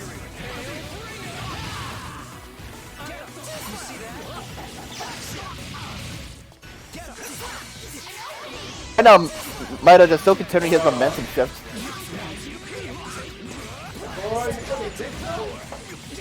It's definitely going so well for him right now. Oh, but unfortunately, yeah, a little bit quicker on the draw with that 5B. Hyde not looking too solid. Now both of Dante's characters are in the red. However, Mito's Weiss looking healthy, but unfortunately looking subject to change. Unfortunately, could not convert it to 2B, but will convert off Gordo's assist. Take you all the way to the corner. I don't think he'll DHC. Yeah, I'll save the meter. Just like that, this is an even game again. Ooh, thankfully gets the block, but Oh. gets hit by the 5B. Gets hit by the stagger pressure. Going to be killing off the hide with that throw, but I mean, we saw. I was gonna say we saw last time what Dante's Gordeau could do, but it doesn't look like we're gonna have a repeat performance there. Mito tying this up 2-2, going to game 5. I'm sure we both have our reasons to fight. Then a message shift from Mito. Get back down. Mito's definitely shown that he's not going down without a fight. I ain't never backing down. One step or two to plate. Good on you for picking up on that. Dude, I listened to that song for 5 hours straight when I first heard it. I'm like, bro, this shit fire. Honestly, yeah. Honestly, but yeah. With that, going into game 5, and it's like, yeah, good bursts, DPs from the pressure afterwards, though. But yeah, Mito, whatever he found in that third game is really, really helping him out with this set and helping him bring this comeback. Dante getting some just rock command grab. I was gonna say, do it again. Do it again. You won't.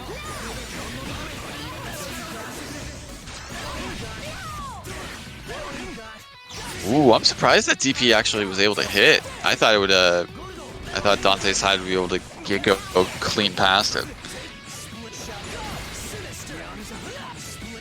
And right now it is Mito. Has both of Dante's characters at almost half health. It's getting the pressure on right now. Just front block super. Once again, kind of failing to convert with that. Having too much meter of their own to really contest that super, so yeah, just choosing to let the animation fully play out. That was a pretty risky call with that active swap. Gordeau could have potentially died, honestly. They weren't too careful, but yeah. Mito's still getting some solid damage, solid positioning on this hide as well. Going to be killing him off too. Once again, solo Gordeau. Watch it do X-Size. Aw. We'll drop the combo. Just chooses to go with the 5A. That should be it. Yep. Cross raid, kill him off. Mito making the reverse sweep and taking the set 3-2. Love to see it. Mito coming back from very hard odds, able to get the 3-0 sweep. Well, the reverse 3-0 sweep. Sometimes, unfortunately, it be like that. But yeah. It happens. It happens.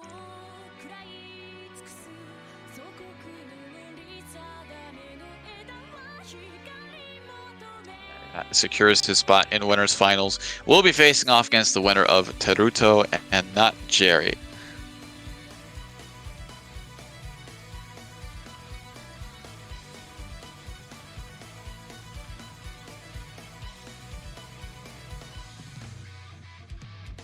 Don't worry about that. It happens.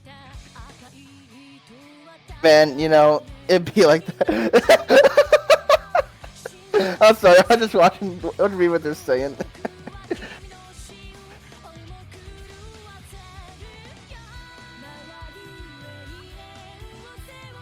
Oh, they will not. Yeah.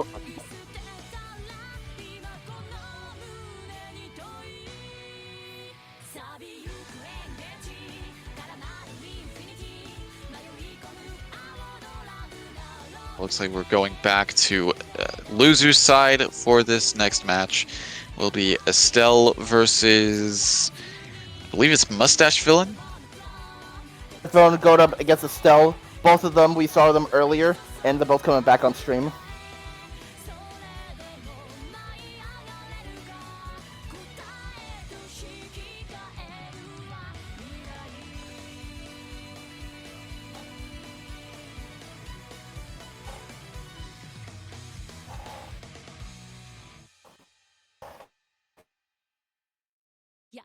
Yeah, on the loser side for our top 8, we have Sonic-kun and Faded Dragon on one side, and yeah, this next match coming up of Estelle and Mustache Villain.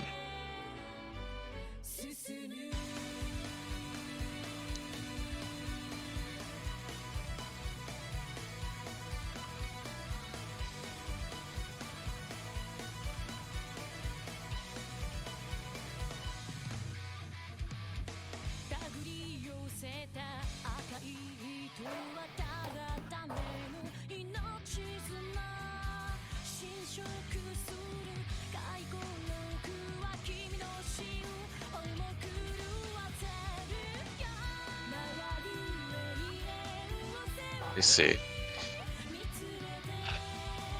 Just waiting.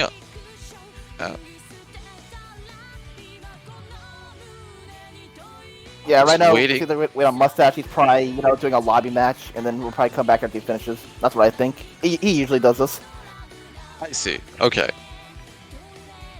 Because I'm pretty sure Mustache is streaming like he usually does, like, during these events and tournaments. I wouldn't be surprised.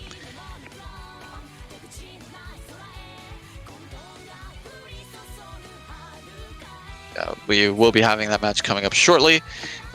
Estelle versus Mustache Villain. Estelle's sticking with the Labras Akatsuki. I don't know. I don't know. It's just like I could say a lot of things about like how the team can fare against like potentially fare against Mustache Villain, but honestly, I don't even know what Mustache Villain does half the time. So how are they supposed to figure out? It's insane.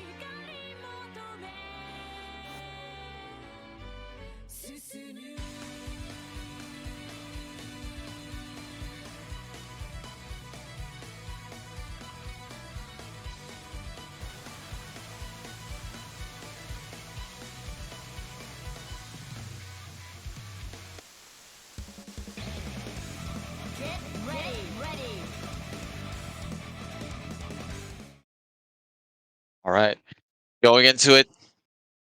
Villain, of course, rocking the team we've seen him play time and time again. Taker Teddy, Estelle with the Labras Akatsuki. Gabe won. Losers top 8. Definitely going to be interesting to see how Estelle kind of has to play around Teddy and Tager, especially with all the gimmicks that we've seen Mustache Villain has in his arsenal. Absolutely. So far, just both players kind of filling each other out. Good calls so far with the assists. Oh, that reverse hit Tatsu was wild. But unfortunately, a little bit too early with that parry on the Spark Bolt. Gets the sandwich, and we're able to punch that burst too. Continue the combo, but that barrel, the menacing barrel, is coming. He jumped low, but blocked it in time. The double overheads. Ooh, I was expecting an air command grab there, I'm not gonna lie. Same. Not quite able to get much of conversion off of that stray hit.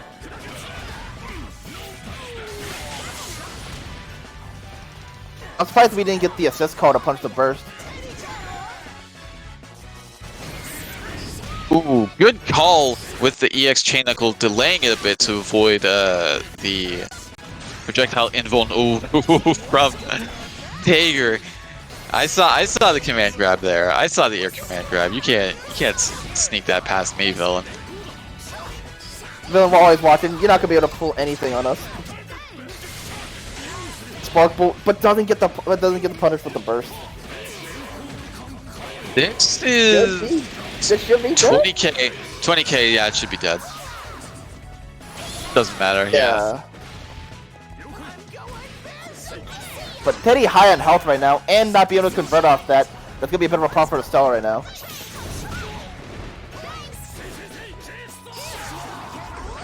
They got the level 4 resonance coming. It's the TRM. Not in a good position. But unfortunately, we've been seeing Estelle drop that corner combo from Labras so much, and it's just causing such unfortunate circumstances. But still able to get the hit. If that was Red Axe, that would have killed. But yeah. Fortunately, calls out the DP, goes right past it, able to get the win in this first round of the set. Thankfully, Estelle being able to pull through at the last second, getting the kill, and it's gonna take that first point. Yeah, they're just getting straight back into it.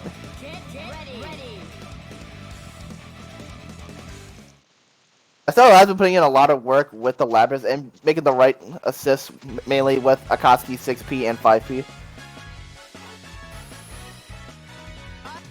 Can't escape from crossing fate.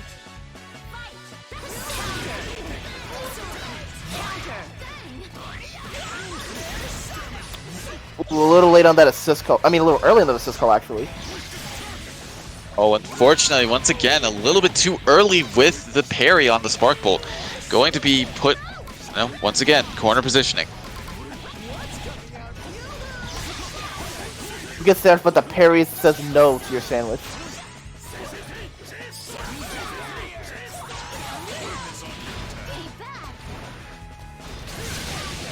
Ooh. That doesn't convert, that's sad. We get the command grab access switch! Yeah, that's a Dedikovsky.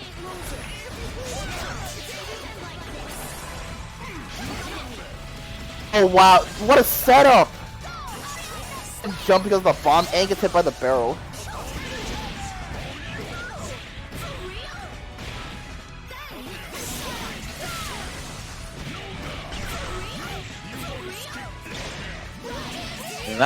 I don't think this is going to be enough to kill off of this, quite honestly. Yeah. Yeah.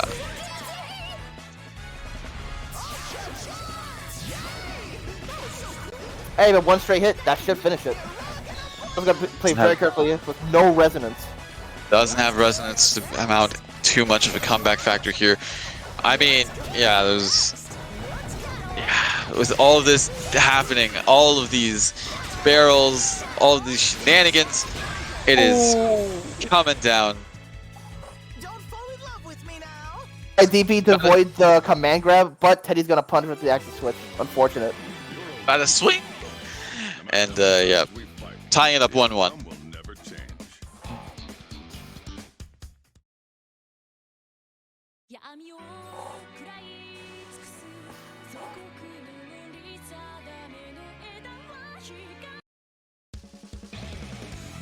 I would say it's, how to put it, it's kind of back and forth a little bit. It's hard to say which way this will swing. We'll have to see what results in round 3, because both of these players have had very solid first games that they've taken.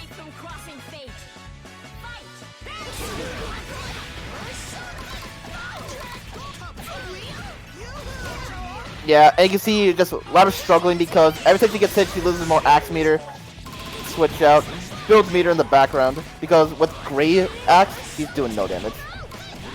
That's the thing with Labrys. Yeah, she's a very momentum-based fighter in more ways than one, but every single time with this DP from Estelle, it is not working out. Okay. The bombs. Okay, good. That is something that very much worked out in their favor, thanks to Akatsuki DP able to parry projectiles. Yeah, always got to be mindful that bomb does not go away. Teddy bomb does not go away if you land a hit.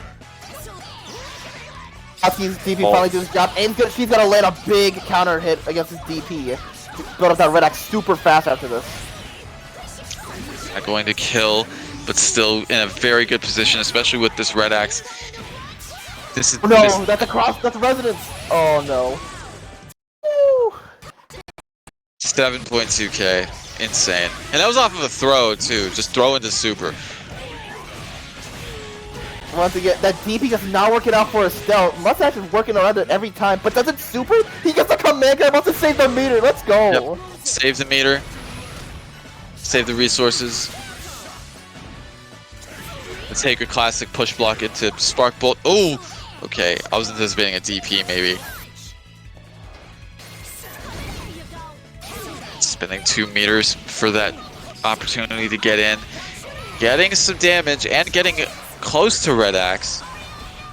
Ooh, tries to backdash away, but Labrys just active enough with that attack. Oh no! Well, unfortunately, both of them having guard point, but Labrys still in recovery from that DP, and Mustache Villain able to get the better end of that deal, and going up in this set 2-1. Man, take his big body. He just goes through everything, man.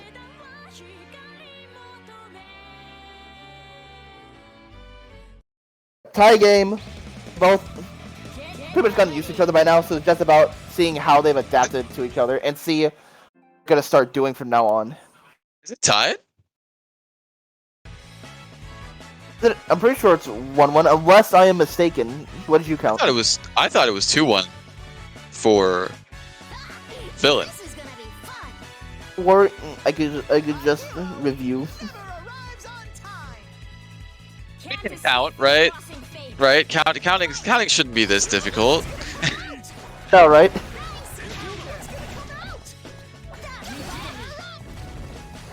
Well, regardless, whatever the case may be, just still going into this next match, and yeah, just nobody having. Well, I was gonna say nobody having a clear advantage, but Villain able to get better ends of these pretty much scramble situations. Oh my god! God.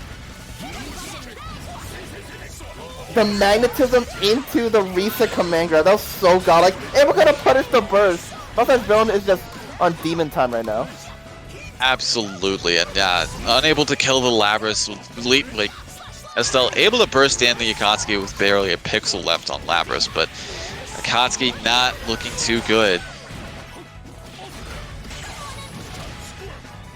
That was very scary. Oh, no! Okay, ate the curry. Unfortunately, not quite able to get too much of a punish on that DP.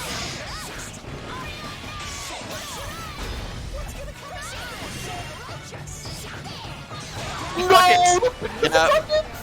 Buckets, bombs, all of this still comes out regardless if Teddy gets hit. You have to be aware of that.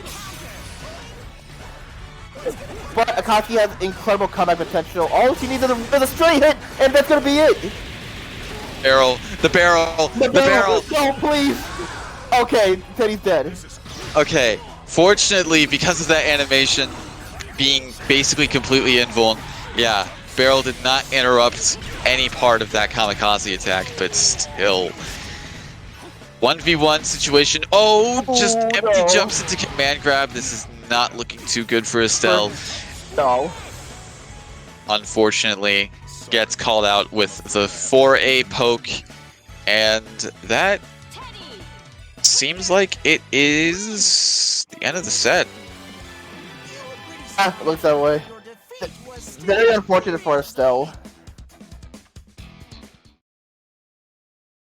闇を食らい尽くす祖国の森定めの枝は光求め進む That was a really good set, though. Like, Mustache Villain just absolutely cooking. Estelle showing that she's able to adapt very fast to the situation. Just unfortunately, Mustache Villain just has all the gimmicks, has all the right setups, usually at the right time, so it's just very hard to get around.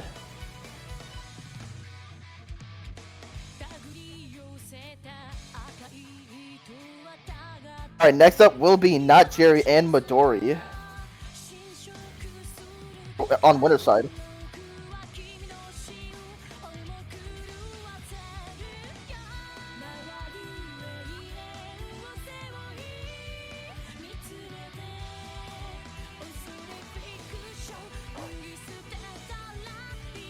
So going back into winner's set? Yep, winner's side. This is winner's finals, actually. So is there still...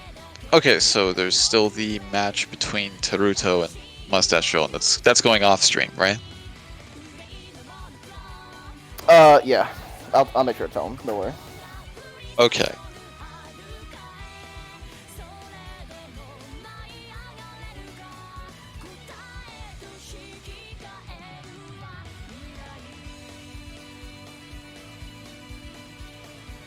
Yeah, Mato says he's gonna use the bathroom real quick, and then he'll come back to fight. Once again, folks, we are back in Gordo territory. Ah, Gordo, he makes his comeback once again. This time in winners finals.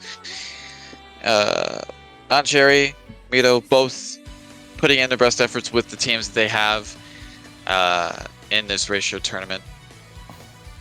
Very solid play. I mean, it has to be in order to make it this far. So we will see what happens when these two clash. Who makes it to grand finals winner's side and who gets knocked down into losers.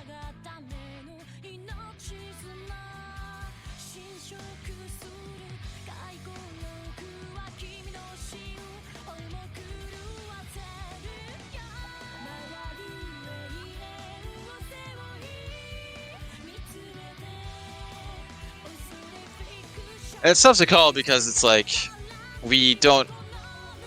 Jerry's not playing in the usual team that he has of Azama Carmine. So Mito is, however, playing the team that I have seen him play time and time again of Weiss Hyde. So definitely.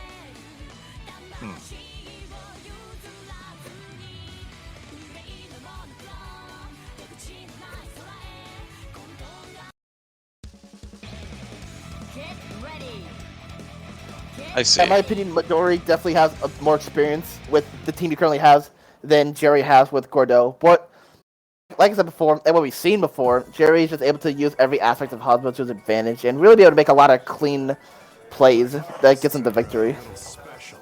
I can't guarantee that you won't get involved. Don't worry. I specialize in quick escapes. We must work together to win this battle. Can't escape from crossing fate. Going into it, game 1 of winners finals.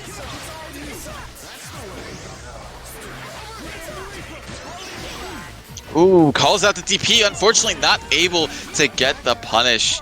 That was, oh man, that was a big missed opportunity from Jerry right there. That would have been really good damage if we got the counter hit from the DP. But instead, this 5B is gonna get punished. I mean, this JB gonna get this full combo. Doesn't convert completely, and jumps out of the sandwich as well. Gonna say good defense from Jerry on that sandwich, yeah. But unfortunately, going to be he's not looking too good for this Hazama. Good active swap throw. Yeah. At this point, I would say, yeah, don't bother calling him in anytime soon. Let him get some health back. Right. Alright, we got Gordeau at the corner. Keep the pressure going. Gets hit by the overhead. Yeah, fortunately, that low damage is gonna not do too much, but still keep Jerry on his toes. I punish the burst. It's low damage, but it's adding up. It's a lot of hits that are adding up on both of Jerry's characters, so you got to be careful. Great active switch, puts Hyde in the corner. The DP does not come out just in time. And we get to throw it into Ruff. That's gonna be a dead Gordeau. Hate to see it. Unfortunate. Going to be up to a solo Hazama Resonance level 3. So whenever he decides to pop that Resonance, if he decides to pop the Resonance, it's going to have a decent amount of passive life and meter gain. The double smooth criminal, beautiful. Another And throw. going for the actual throw this time. Freeze frame looking a little bit wonky with that cross combo happening at the same time, but still very much a menace with this Hazama. Mito not having too much of an answer. Oh my goodness. Ooh. Make it safe, do the super. Can't burst, you're done. And yeah, what was looking to be a little rough for Not Jerry, evening it out. And up to a... Oh my god, he just did it again. The smooth criminal, man, it gets them. They don't expect it. You're done. Jerry coming with the full Hazama comeback. Point going to Not Jerry. You know, I played against Jerry 2 days ago, and like he was like, I can't believe you expected me to do like the EX, like the JC into nothing into EX grab, and I was like, I've seen what you do to people. Of course you're gonna do that. Come on! And we just saw something like that happen. And I was just like, what are you talking about? Get out of here. Bro, all I do is stream with Jerry. Like, when I saw the JB as Resident, like, bro, I know he's gonna go for the smooth criminal. Does the grab. I'm like, aw, man. Like, it's unfortunate, because, like, you don't see much Hazama out there in Wild BB Tag, but when there's a really good Hazama like Jerry, they're just hard to really go against, because most people don't got that knowledge. Exactly. And, like, playing against him enough times, I've had, like, a general idea of what he goes for, especially like on Resonance, like whenever I'm doing that. Oh, just standing there. Oh, okay. Probably wasn't ready to start the match. I don't know, but just stood there at the beginning. Good DPR way off the corner though. Gordeau not being able to help too much, but still gets the JB in and makes it unversatile. Good idea to actually I was gonna say good idea to swap it into Gordeau, but that DP unfortunately not hitting Hyde as he bursts in. Great extension from Midori and getting the safe jump with it too. Not able to really pin Hazma down again. That's something Midori definitely prides himself on, is being able to do, like, you know, safe jump setups and like really just force you to hold stuff, like, and especially whenever you're in the corner. I had to go for a reset there with that last 2A, but we're gonna get the hits on Weiss. Once again, super making it versatile. Characters in the red. Probably anticipated maybe a jump out from the stagger pressure, but yeah, unfortunately, Gordo going to be getting knocked out because of that cross raid.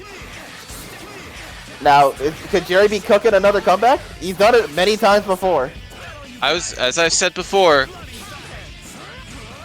if there's any character that he could do it with, it's Izama. And we've seen it, as you said, time and time again, we've seen it tonight. DP, dude, Jerry is also filling himself with these DPs. Almost all of them have hit. What a trade, but what a call out on that push block. I'm not sure, yeah, with this, if it goes into cross combo, provided this doesn't drop, this should be a dead character. Oh, provided it doesn't drop was the key phrase there. Gee, stop cursing these people, man. Hey, I gave the conditions. I didn't say it wouldn't drop. I said provided it doesn't drop. But it only takes one straight hit. That's it. He keeps on doing this. It's every time I see him do something like this, I'm like, you whip that in front of their face, you're going to go for the low. You either do nothing, you're going to go for the EX command grab. You're going to do this, Jerry. Can't keep getting away with this, man. That's all he keeps just getting away with everything. Someone stop this menace. I don't know. It seems like he can, considering that we've seen it happen twice now. Alright, Mido, you know, if I was Mido, I would just be thinking, hey, yo, what the fuck? Like, what am I supposed to do, man? Like, because right now it's 2-0. Mido's probably just like scrambled a bit. He's like, man, I really gotta start cooking something real good right now. Because if I don't, I gotta go to losers. I don't want to get 3-0'd. He likes getting 3-0'd.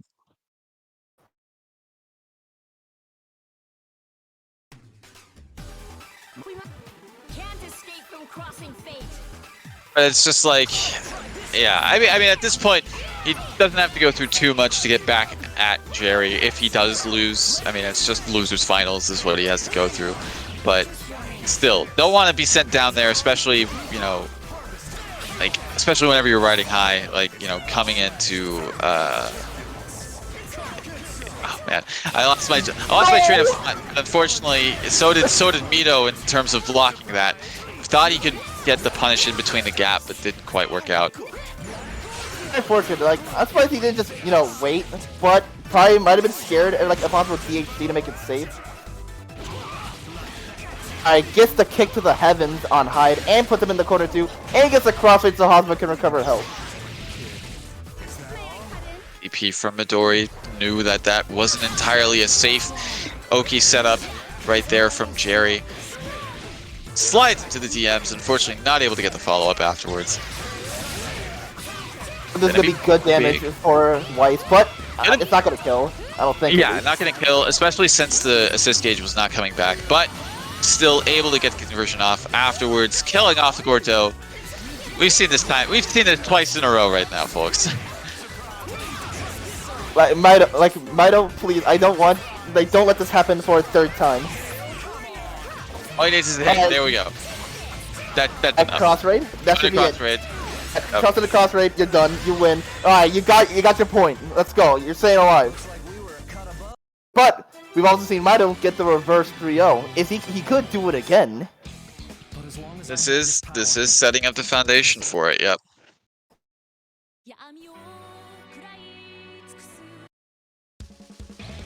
Get ready.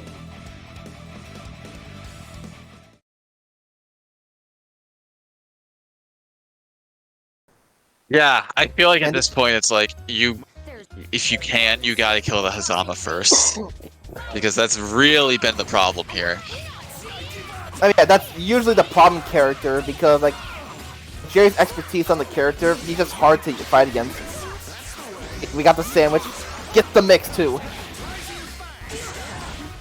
I get the burst though. Ooh, tried to go for a throw, but got baited and going to be taking some damage for this as well. Almost corner to corner. Really do anything after the 5B, just wants to stay safe.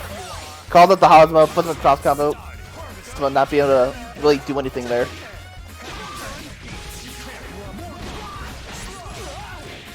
The hit with the anti-hero low.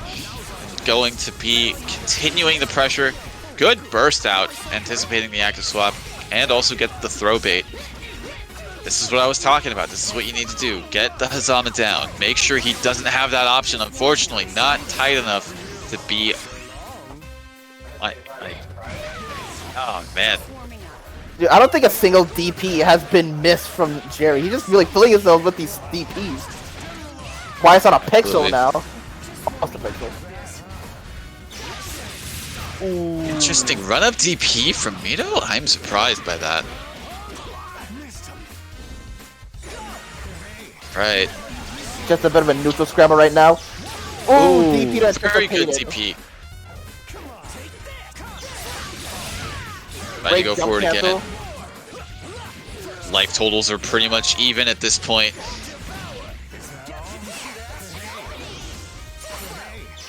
Oh, DP's once again out of the situation. Hyde has a lot of red life. I feel like if you're going to have some kind of anchor, you might want to have him. What a risky DP, but pulls through. We got another sandwich. Oh no! Okay, cancels the 5A into that. So many DPs God. coming out. So many. That's the 10th But once- DP this round. But once again, Hazama. Ooh, clips low. If he was a little more confident in that hit, he could have cut off the Weiss. Oh, barely avoids it. Oh no! Oh no! Okay, it takes one hit and then Hyde's gone. You're gonna EX. No. Oh, okay. Oh my god. It's But no, you have just, to, just have to do all this. You have to look at every option Hazama has. he just needs to hit. He just needs to hit. That's And it. that's the hit. That's it. That's all he needed. Was one single solid hit and able to mount that or put a stop to that comeback really and able to man tie it up 2-2. Could be another reverse sweep from Midori. Surprised both players just showing like their peak game like ratio gameplay right now, and you love to see it. I'm very glad Mito was like staying calm at the end, even doing the option select with 2B 2A to connect. Like I just love to see that happen. Absolutely.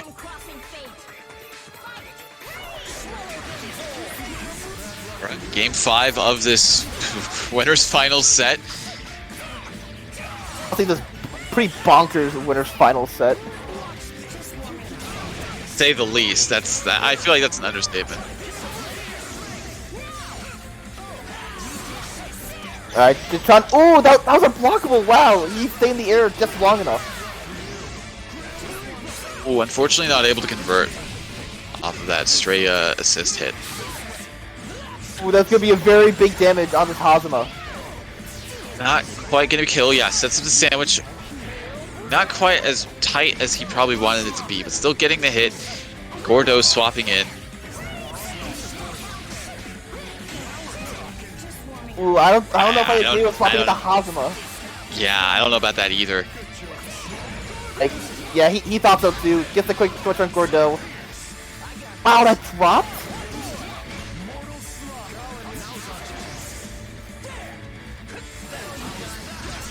Hazama just standing there menacingly, man. I mean, look, with what we've seen from not Jerry as Hazama, I mean, that's all he needs to do, quite honestly. Why? He just does 2B during the run-up. To be fair, 2B not an option you would expect. It's a low, and also just like it goes farther than you think. Jerry's just running away so Cosmo can recover life. Midori getting his ass.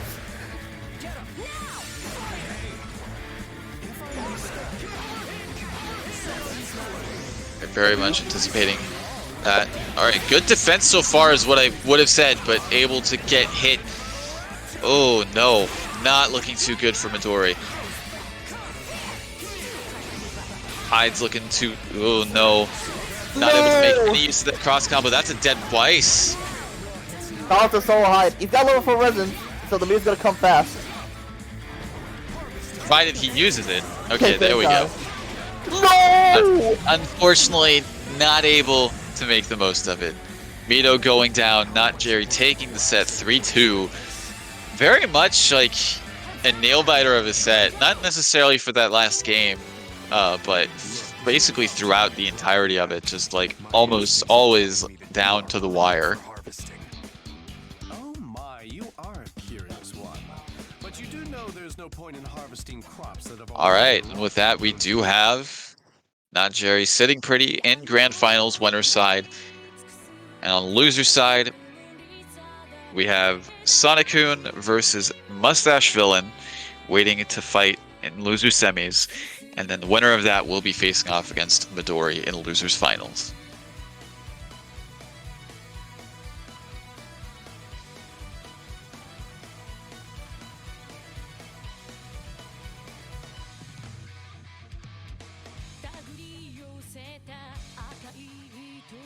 Be like that.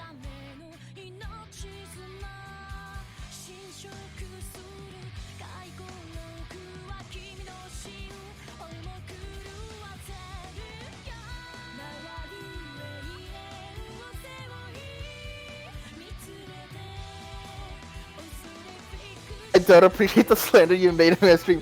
What? I was speaking facts!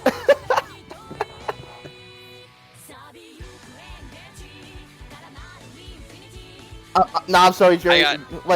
Keep it spitting. Keep it spitting. Look, man, it's 3 against 1 at this point. You can't refute that. Jerry, you do go over the same mix, bro. You do! You literally do! I called it out last time we played, and that's what you did against Vito. Come on! Jerry, you and I are training partners, Jerry's... buddy. I know you more than anyone here. You do go for very similar mixes almost every time, bro. Jerry's saying I'll go for the same mix. Yeah, alright, whatever. That's for later. That's for later. I'm gonna call him out more whenever he gets back on stream. Bro, okay. At this point, we're gonna call Jerry the flowchart Hazama. Oh no, okay. That's a little bit too harsh. Let's be honest. Nonetheless, we have Mustache Villain versus Sonic-kun. Sonic-kun going with the Heart S. Villain, of course, rocking the Teddy Tiger as always. I don't even know what happened, but Heart's already at half health. EV cross up, active switch, shenanigans. Oh no! Big DP whiff. Look at this damage. Look at this setup. Look at what happened. You weren't blocking that. Nobody was blocking that. Come on. Cross up, and we gotta get the 2B call out on the burst. Not gonna be death, but this is gonna be big Oki right here.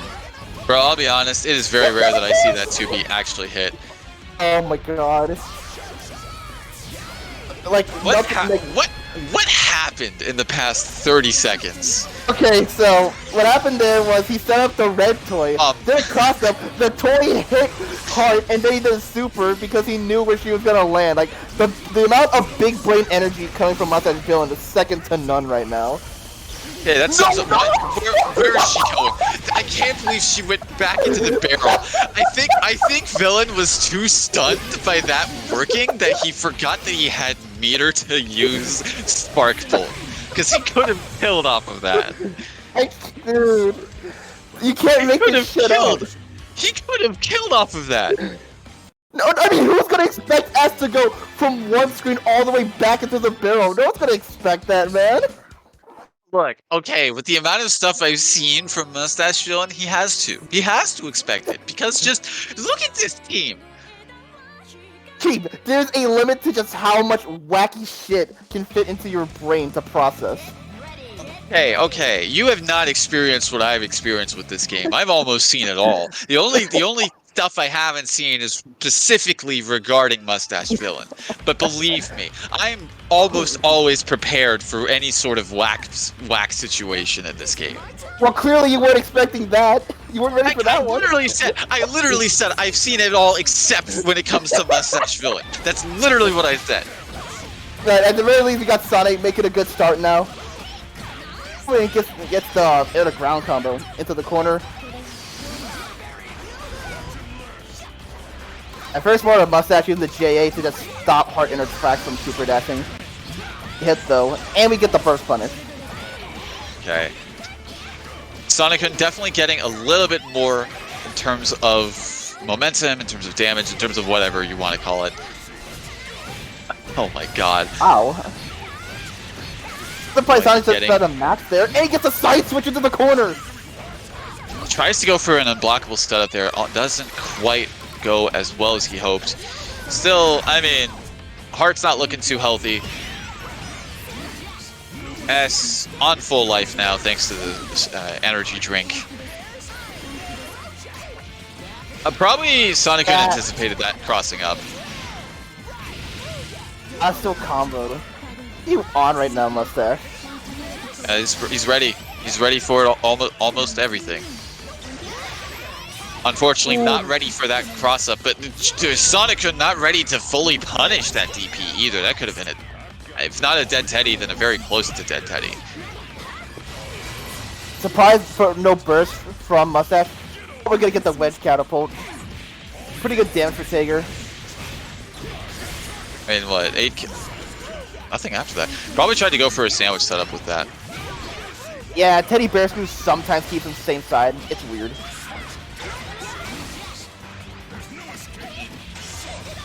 Oh, there we Good go. anticipation on the burst, holding the 5B and getting the clash frames.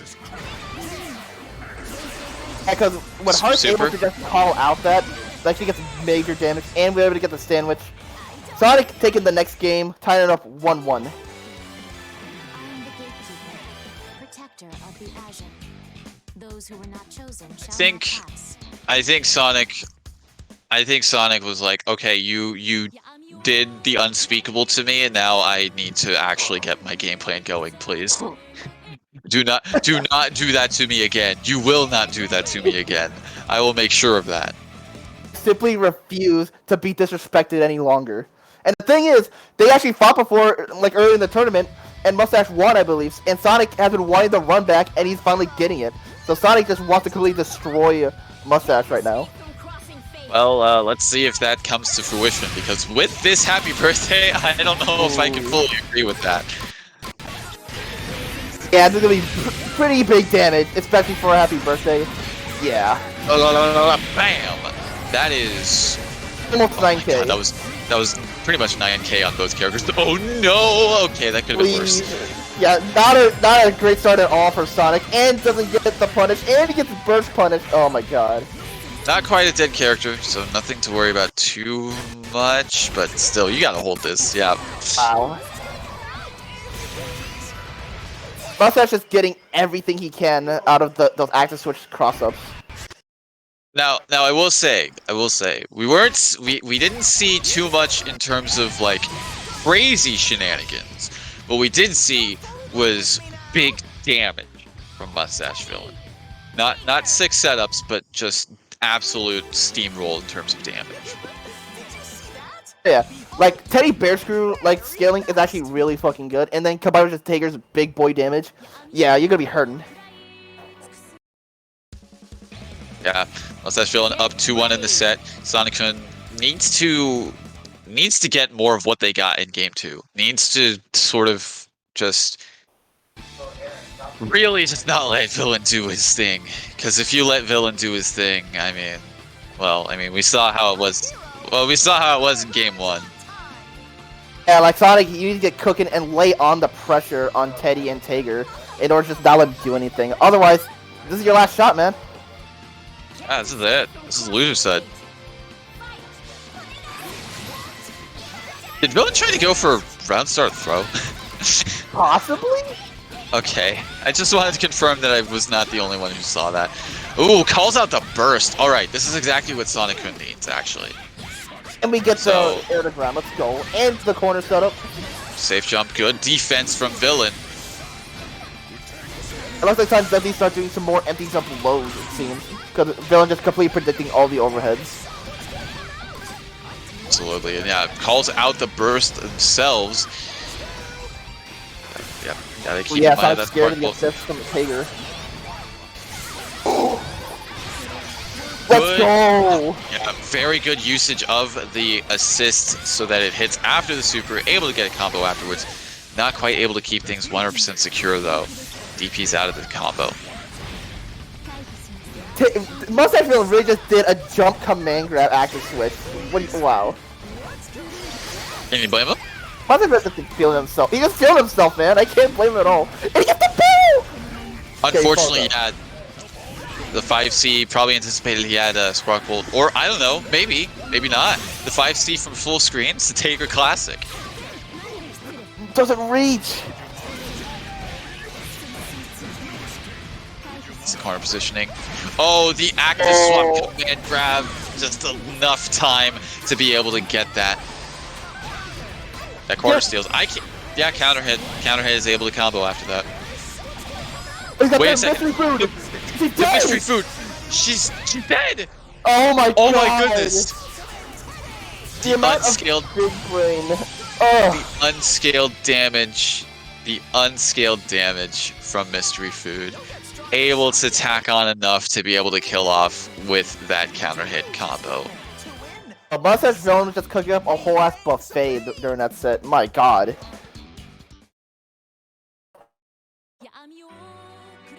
Unfortunate, but that's how it be. Sonic-kun going down.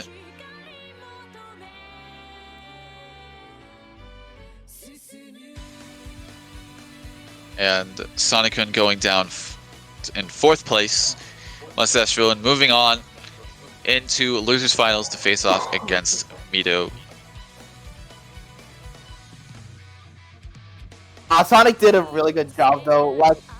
Like Sonic did a really good job just handling everything, to be fair. Like, he had to juggle so many options, just all this shit filling the screen, so many ways to just get opened up, and he really performed the best that he possibly could have, to me. I agree. I definitely agree. Especially that last game definitely had some fight left in them, but unfortunately just not quite enough to be able to cinch out the win.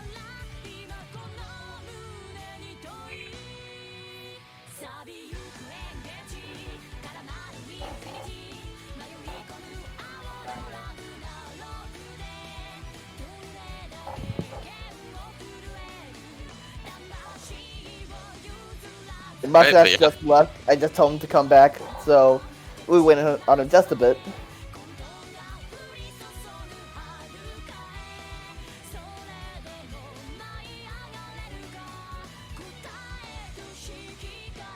Yeah. Losers finals. Winner of this moves on to face off against not Jerry, who is sitting in winner's side of Grands.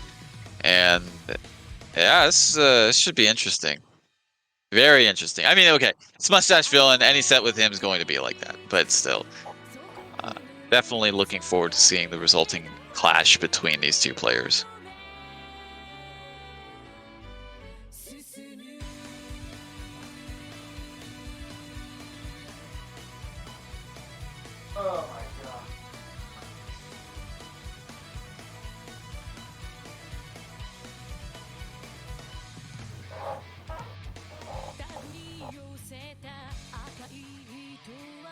Damn it, Mustache. I probably just went immediately to the lobby. Yeah, realize he was in, like, his next match was already lined up. Did he not realize that? Man's not paying attention to the bracket, bro.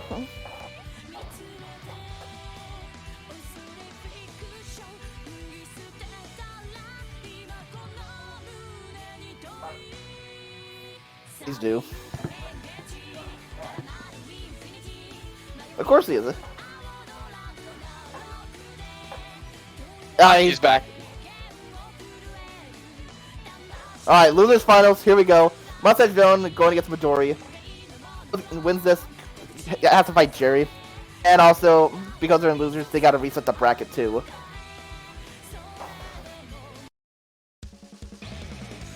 Get ready. Seeing both of these players just being able to really just get... Sorry. We've seen both these players be able to do what they gotta do. Mustache with his gimmicks, Mido with... Honestly, it's just very good conventional play. As also his good tech with Hyde and Weiss. So, it's gonna be interesting to see them fight. Like we've seen before, I think it's gonna be hard for Mido to fully wrap his head around all the gimmicks Mustache has in his arsenal. Possibly. We'll have to see. Escape from crossing fate. Fight. On it, well, I mean, interesting decision to go for the counter to start off the round. That was wild that hit the burst. Okay. That was one of the interactions. That was one of the most interactions of all time. Wow, look how Yeah. low Tigger is already. Holy shit. Not looking good for Mido's- Mustache this early. Mido just looking very solid with their play. Yeah, calls out the backdash as well. Ooh. Mustache calling out Mustache the anti-air. Yep. Great pickup. Only drops at the end. I mean, but still able to get the hit afterwards. And what a quick round. Mido not wanting to deal with any bit of the circus from this bear, and yeah, taking first round. And Mido is just doing exactly what what we've been saying. Like, keep applying the pressure, get on his ass, don't let him get any options to escape or get his game plan going. And now Mustache Villain falls. But now we're in game 2. Let's see if he can keep the streak going, or if Mustache can get the gimmicks rolling immediately. Get ready.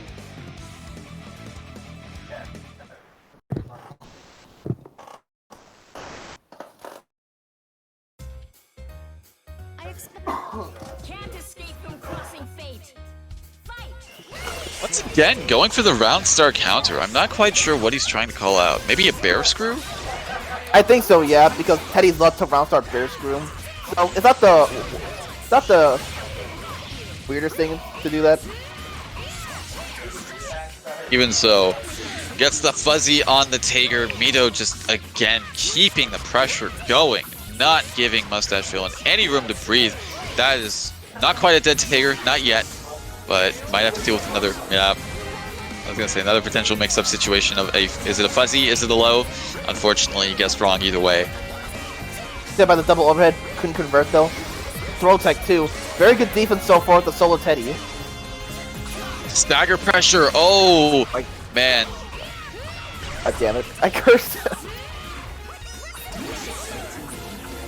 Villain has not overhead. been able to get out of this corner. Villain has not been able to get out of this corner at all. I was saying this corner is your home. You're going to stay there when I say so. Damn, Mido is just not giving any fucks anymore. He's going all in, full Unga, not letting you get out a single frame. Should you wish to take your training It's already 2-0. It's already 2-0 in losers final. It's only been, what, like 2 minutes? If you're like looking at the timer collectively for both of those matches, both of those were under 60 seconds. Jesus Christ, man. And Mustache's gotta get cooking now. We know we can cook, but he's gotta do it now. Otherwise, he's gotta get the 3-0. You're in the corner once again. You're in the corner once again, Villain. Are you going to be able to get out a third time? Is it going to be third time's the charm? I don't think Wake Up Super's not going to work. Mido is very good about keeping things very safe in terms of safe jumps, as you see right there, and making sure you don't have an easy way out. Good technical throw. But, I mean, still, look at this Tager. Oh, okay. Finally, finding some sort of footing. Getting out of this corner, getting a hit of their own. I'm going. Get the pressure going. Get out of there. No! You hate to see it. You hate to see it. Tager going down for the count. Potentially the last time we'll see him if Mustache Villain isn't able to get this round. But currently, looking pretty solid with this Teddy. Setup too. Just all those items being used to perfection. You can't use Unfortunately. Stacy Raw like that though so easily. unfortunately. Back in the corner, back at it again. Gets the 5B. Unfortunately, isn't able to fully convert off of it. DP's out. Villain on his last legs. Unfortunate. Oh my god. The domination from Mito, it was too much. Like, if he got Tager, like, swapped out earlier, he would have had a much better chance of coming back, but it doesn't always work out how you want. Mito just dominating with a 3-0. Gotta get his run back with Not Jerry in Grand Finals.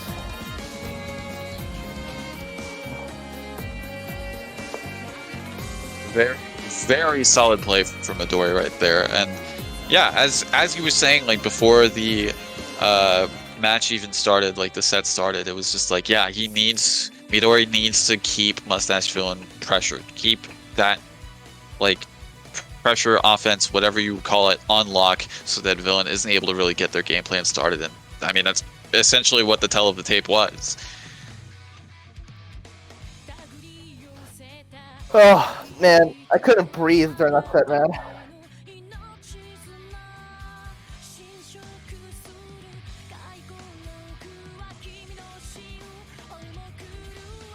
Alright, we're on to our final set of the night, everybody. Grand Finals, we're finally here.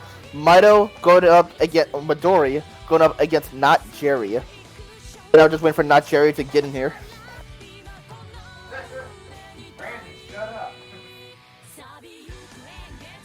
Right.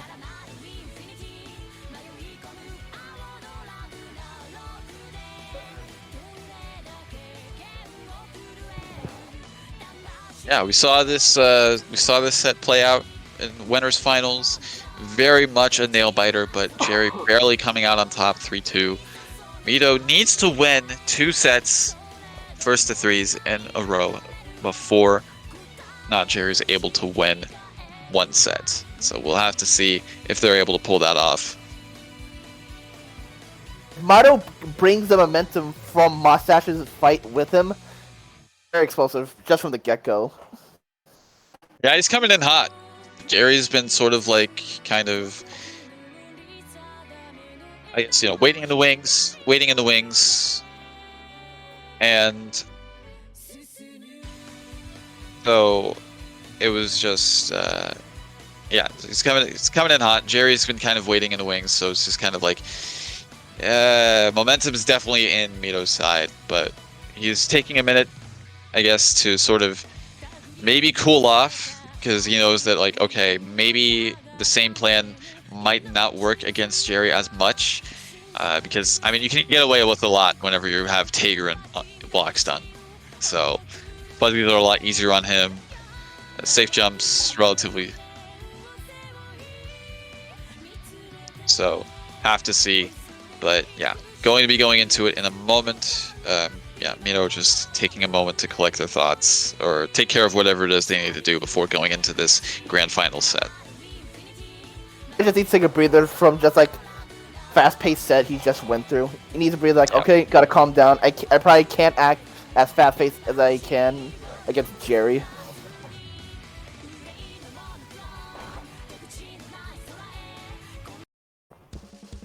This matchup, similar to Mustache Villain, it's just a lot of mind games and just getting around gimmicks.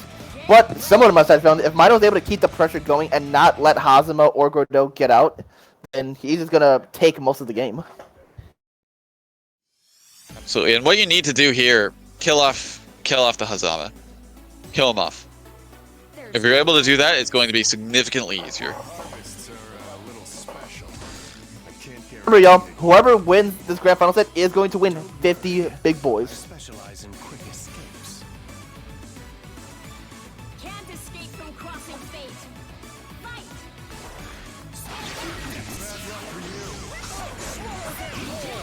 Tried to call out the push block with the throw, but it's just a little bit too far away. Good burst point, though, to keep Jerry both in the corner, but also, I was going to say, keep a little bit of momentum on his side. But That not counter quite the came case from now. hitting pre-jump frames. Look, almost 8k, good damage. Jump.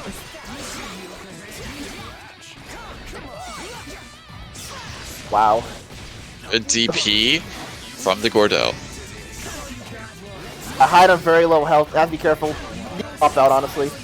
Yeah. Yeah, honestly, that was a really good point. Yeah, I called out the active swap. Seen that like a few times already, so kind of like expected something like that to work out in his favor. Yeah, Midori trying to shoot out the ice shards, but Jerry just constantly interrupting with the JB. Wow. Interesting that it actually didn't hit the Gordeau. I'm so surprised that missed. Hey, Mido's taking full advantage of it, taking Gordeau to the corner, almost. Fortunately, it's just like damage is not entirely on his side right now. But we'll be getting some damage off with that throw as well. Not quite going to be, yeah, I was going to say, would have been probably close to a dead character, but Gordeau is 18k, so maybe it could have pulled through. Oh no! Oh. Could have done 5B to punish that burst, honestly. Or the DP. Man, hindsight of 2020, but he's got the solo Hazma. He's got the level 4 resistance. Is he gonna cook with the solo Hazma again? I mean, No, he already thought- this is looking like good start. Already looking like a good start. Because of how long they stay in the air, able to get that resistance and then still continue the combo.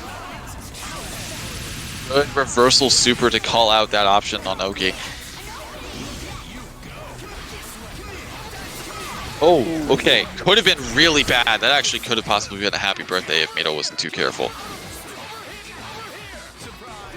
Right now, just Jerry just feeling himself with all this mobility. He's like, you can't hit me. So what I'm gonna do? Yep, gets hit by the multi-hit JA. Doesn't convert, gets punished for it. Rampage time is in effect, so there is some passive meter gain happening. Not quite enough to be able to kill with the combo. And DP's out of the situation. Ooh, that's a dead character. Yeah. Now the reset too, now the reset overhead too. Jerry just feeling himself so hard right now.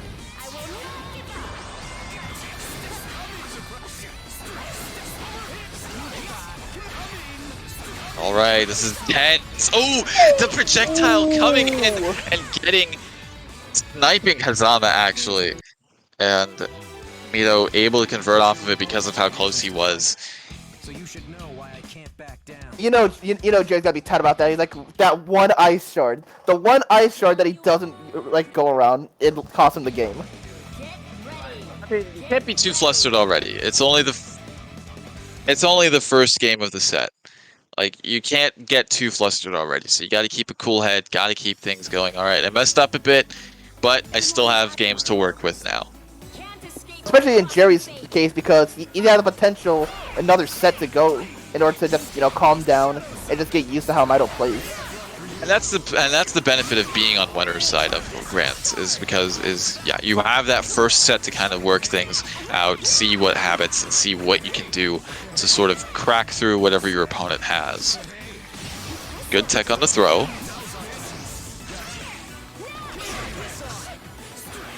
Around neutral, just a bit of a scramble. Jerry will get the hit in. Got that good combo going too.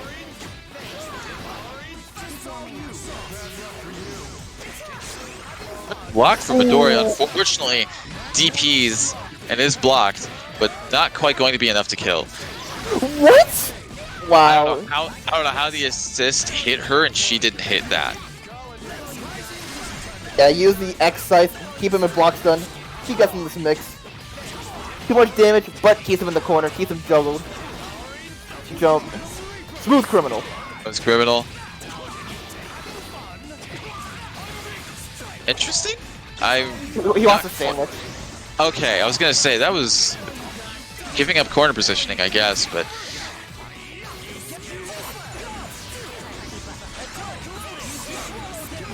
Yeah, look at the difference in health right now. Like Mido's just struggling right now, while Jerry's just got all this life to work with. well, that being said, Mido does get the hit, gets the corner positioning, and gets the pressure. That is the most important thing. Unfortunately, doesn't maintain that. Uses the burst, gets the 2B, unfortunately not quite able to convert.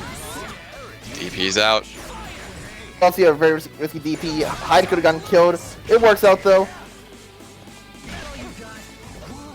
And we're in rampage time now. Good DP, calling out the air dash. Drop command grab. Why not? Again. Oh, okay. Well, still, assist coming in clutch for not Jerry, and going to be getting some Let's see, passive meter gain, added chip damage, but also, well, I was gonna say the other benefits of resonance, but he still dies. Okay. Well, they made the I was- reset. The American reset kills Mido. A little more seriously. This is only game 2, y'all. My instincts are telling me that you are right. Jerry just tied up 1-1. From here on, it's just constantly adapting to each other.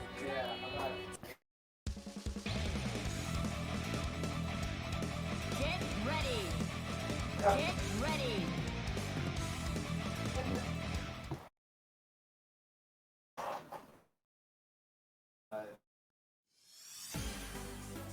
My Can't escape from crossing fate. Fight now. Cross up. Unfortunately, the EX sort of vacant shift, not quite coming in clutch and calling out, unable to call out the burst. Jerry's just swinging. Jerry's just swinging and it's working out. Man, sometimes you just need to swing, you know? It just wins so many times, honestly, in this game. Good call out, good punish on the burst. Not too much, actually, no, good 6K. To cross up in the corner, that was actually really good. I didn't expect that to happen. Yeah, Mido definitely has some tricks up his sleeve with Weiss especially. We're seeing the land cancels and all that. Happy birthday, Super. Yeah, that's a fat chunk of health from both characters. Hyde just saving Weiss just in time.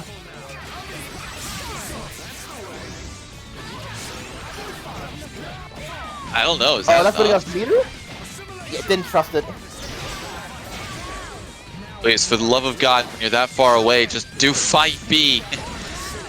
And just mashes 5A and works out, killing Gordel. But we got the solo Hazma. And level 4. Both of them at level 4 resonance, actually. Hyde definitely gets the better end of the deal with resonance because of, you know, how his chip works. Yeah.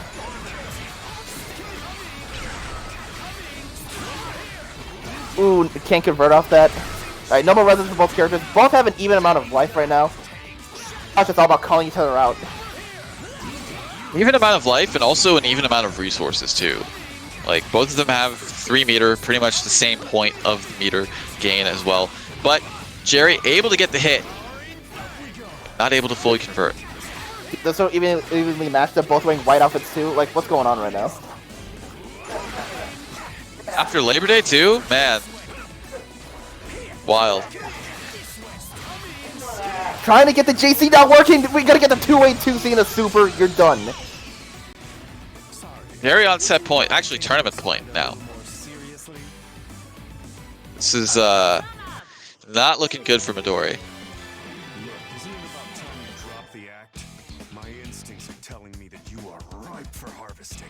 Alright, Mido needs to win 2 more just to reset the bracket, while Jerry, he just needs to win 1 more round to win it all. If Jerry wins this, he will become the champion of tonight's Racer tournament and will win $50. A good chunk of change. Hey, that's enough to pay for your gas money too. You're optimistic. Get ready.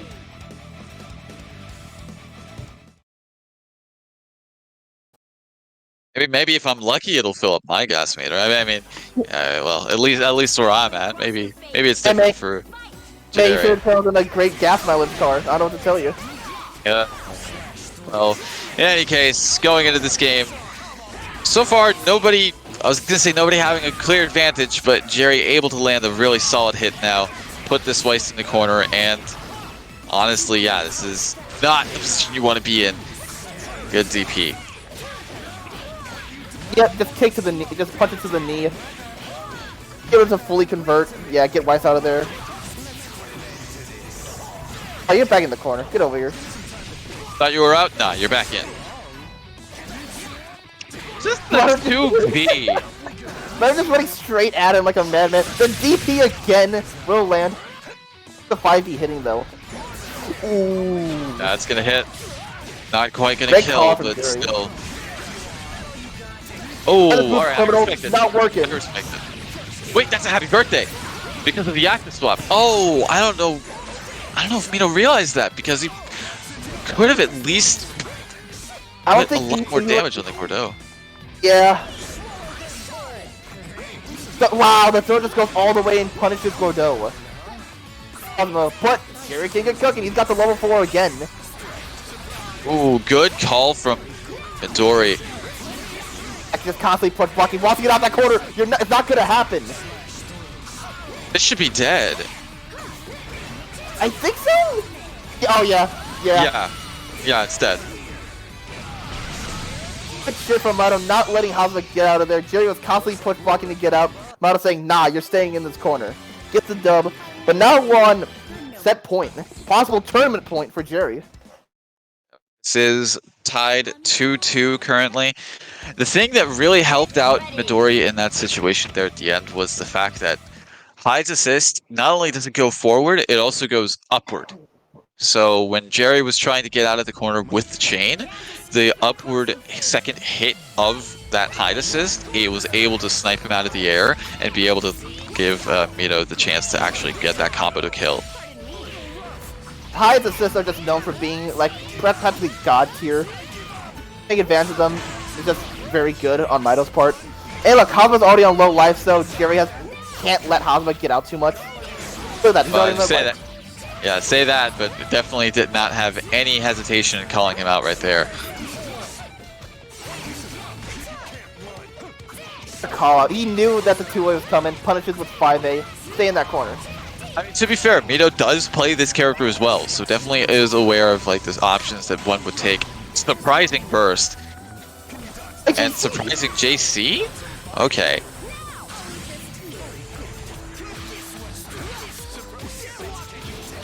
Yeah, Hazama is actually really low. Mito's really high, unlike with both characters. To think a little bit more than he usually does. But around the fact that Mito can just kind of honestly block his face a bit. Right. But I was gonna say, not Jerry getting some of these stray hits, but not quite really getting too much.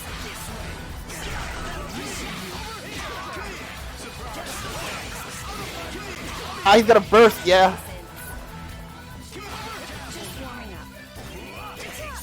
Ooh, okay.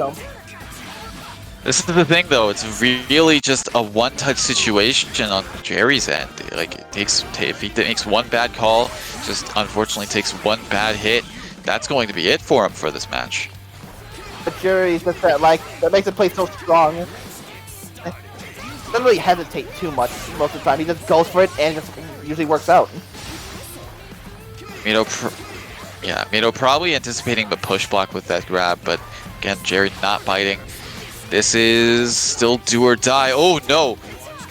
Didn't get much off of the potential throw bait right there. Oh, but the DP! Ooh. And the second he saw that stance, he knew to DP. Nothing he could do there. Mito's gonna reset the bracket.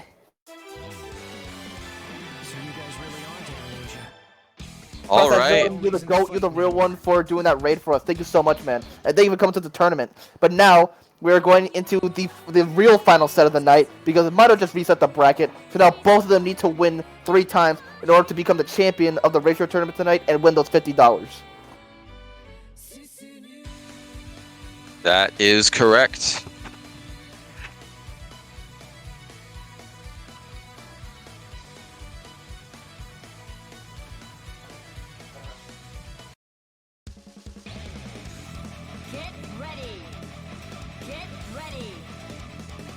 Right, yep, this is Grand Finals reset. This is the last set we will be having tonight.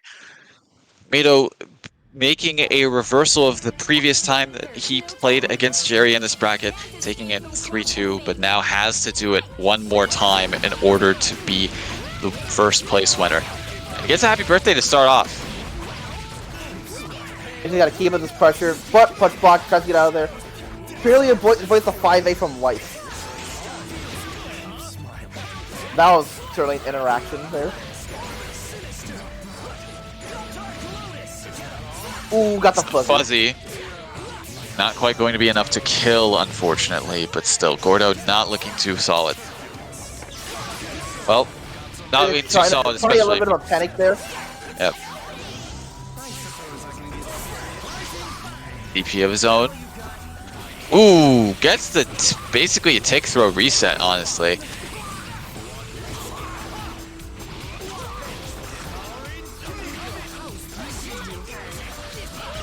Probably trying to ban out the option, but gets punished for it anyway. Mido just doing pretty good right now, letting Hide recover all that health. 4-8 mash from Mido as well, kind of like realizing that, yeah, this pressure's tight, but it's not like 100%. Like, you can't like fully make this gapless. I have enough time to actually do this. Still, Jerry really putting the hurt on both of Midori's characters, and this is not looking too great for... I was gonna say it's not looking too great for Mido, but that should be dead with Cross Raid going into it. Yep. As if he 100% safe. And Midori taking the lead now. Team Ruby, I have no time for losing here. Jerry started to falter a bit because he had that to just really get used to Mido, but Mido was just constantly just being aggressive, making sure that Jerry doesn't really have much room to breathe at all, which is, you know, great. That's what he's got to do. But now Jerry's just got to adapt to that. And it's like, well, how do I get out of the situation?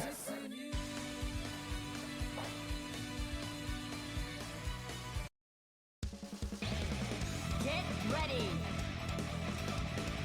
Get ready. Yeah, it's just like we're seeing elements of like how it went against Mustache Phil in the previous set from Midori. Just, yeah, keeping the pressure going, and doing their best to not give Jerry too many outs. But Jerry switching to Susanoo. I haven't seen him use much Susanoo at all, honestly, so this is a bit surprising to me. Well, I don't know. It doesn't look like we're seeing too much of Susanoo in any case, considering how much he's getting hit. Not really able to retaliate either. Probably tried to anticipate a push block there. Yeah, Jerry's just getting caught lacking on that defense, and Mido just constantly just being unga bunga, keep him in the corner. Now that was a great setup. Just do the throw, and if he attacks, he gets hit by the high 5P. Such solid play from Midori, just constantly keeping this pressure going. Not like any time Jerry's trying to get out of it, it's just like a stop sign from Midori. Like, he's just taking great advantage of all of Weiss's tools, the 5A, the glyphs, the high 5P. He knows exactly what he's doing. He's going to keep you going into the loop. But Jerry finally getting out the corner, now putting Mido in the corner, saying it's your turn now. Really get some kind of... Go ahead. Oh yeah, like I said, couldn't get too much off that. It was Cosmo Super, too much, failed the sandwich. And now, super low on life, a stray hit's gonna kill both characters. CPs have been working out so well for Jerry. And unfortunately for him, they've also been working out very well for Midori.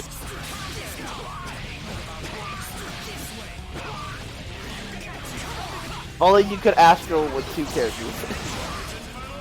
That wouldn't make any sense. Come on, you know that.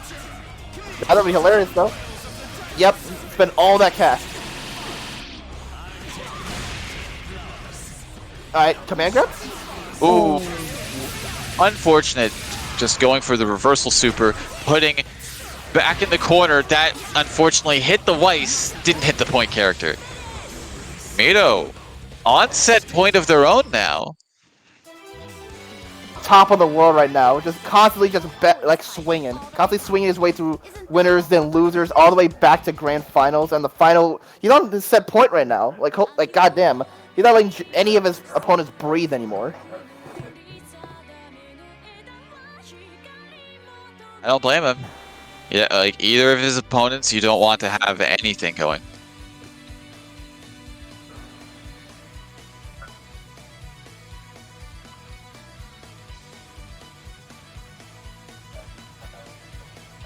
Alright, yeah, Jerry right now he's just kind of thinking like, damn, I'm actually down 2-0. Well, so I have to Tager Carmine. It's definitely an interesting team to go with. I don't know if I agree with it. I don't know if you want to go Tager against this team, because I mean, as I said before, we saw what this team does against Tager, especially in block stun. So I don't know. I don't think I agree with it personally, but if that's what he wants to pick, that's what he wants to pick. But he has to realize he's locked into this. Yeah.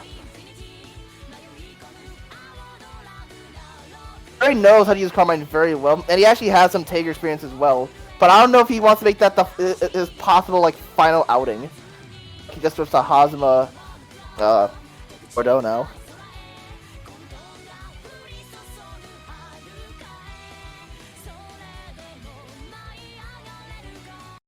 Alright, looks like he's fully committing to the character swap to Tager Carmine.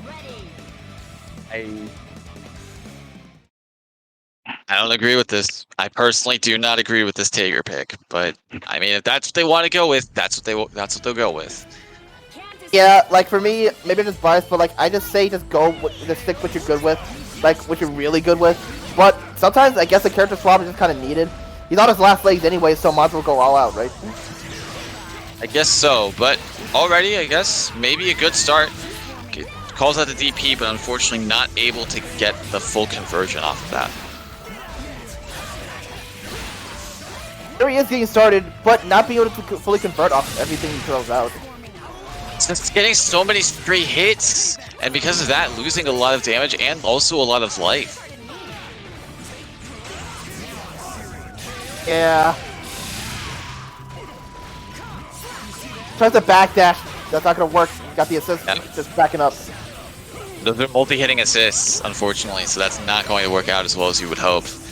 That's not a dead Tager yet. Never mind, Yeah, it is a it dead Tager. Well, Not like this, man. this is it. And that's it. Does the DP on block. Going to be sealing his fate. Mido making a run back of a lifetime and taking this last grand final set 3-0. And complete props to Mido. Going through winners and then getting sent down to losers, fighting his way, clawing his way back up to grand finals, resetting the bracket when he looked like he was at disadvantage, and doing a complete 3-0 sweep against Not Jerry. You know, just complete props. Well, wow. What an explosive like end to this like wild bracket. Gotta say, definitely some wonderful matches on display, but also just like some interesting teams that we were able to see tonight. Absolutely. Like tonight, honestly, tonight was a pretty crazy bracket. We had like 1,000 Gordeau teams. We had so much wacky stuff happening from like a mustache villain and like all these gimmicks that people have brought to the table. It's just honestly refreshing to see because you see a lot of people just like use more conventional stuff in competitive BB tag. So seeing this stuff in a ratio tournament is just great to see. And also the players themselves just make this very entertaining. Absolutely, 100%. And yeah, shoutouts to everybody who did join tonight and brought in the teams that they've been, I'm pretty sure, experimenting with and doing what they can with it. I know it's not easy, like, going with a team that you're unfamiliar with for, well, some people involved did have teams they were familiar with for this. But nonetheless, it definitely does take, some effort and some time to really bring it to a format like this. So good stuff to everybody who decided to participate. And yeah, for a refresher for all the folks at home, for our top 3 for tonight. Rounding out, 3rd place was Mustache Villain, 2nd place was Not Jerry, and 1st place and champion of tonight's Crossing Fates into the Ratio bracket is Midori. 闇を食らい尽くす祖国の森定めの枝は光求め進む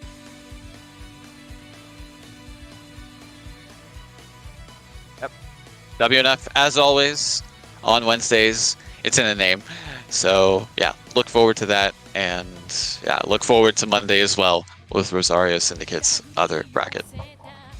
And also, Master Chief, thank you so much for coming and volunteering to come commentate with me on this event. Like, you made this a lot better and just made this very entertaining to commentate with. Hey, thanks for having me. Definitely. And good stuff to you as well on columns. Glad to finally be able to, have the co-commentary between us going. And yeah, again, thank you very much. Alright, and with that, well, that's a wrap for the night. Thank you everyone for watching. Thanks to everyone that came over. And we're not going to have a special event going on next month because that's going to be Christmas time. We want everyone to just chill and relax. But we will be coming back with more support for BB Tag. Just have a great night.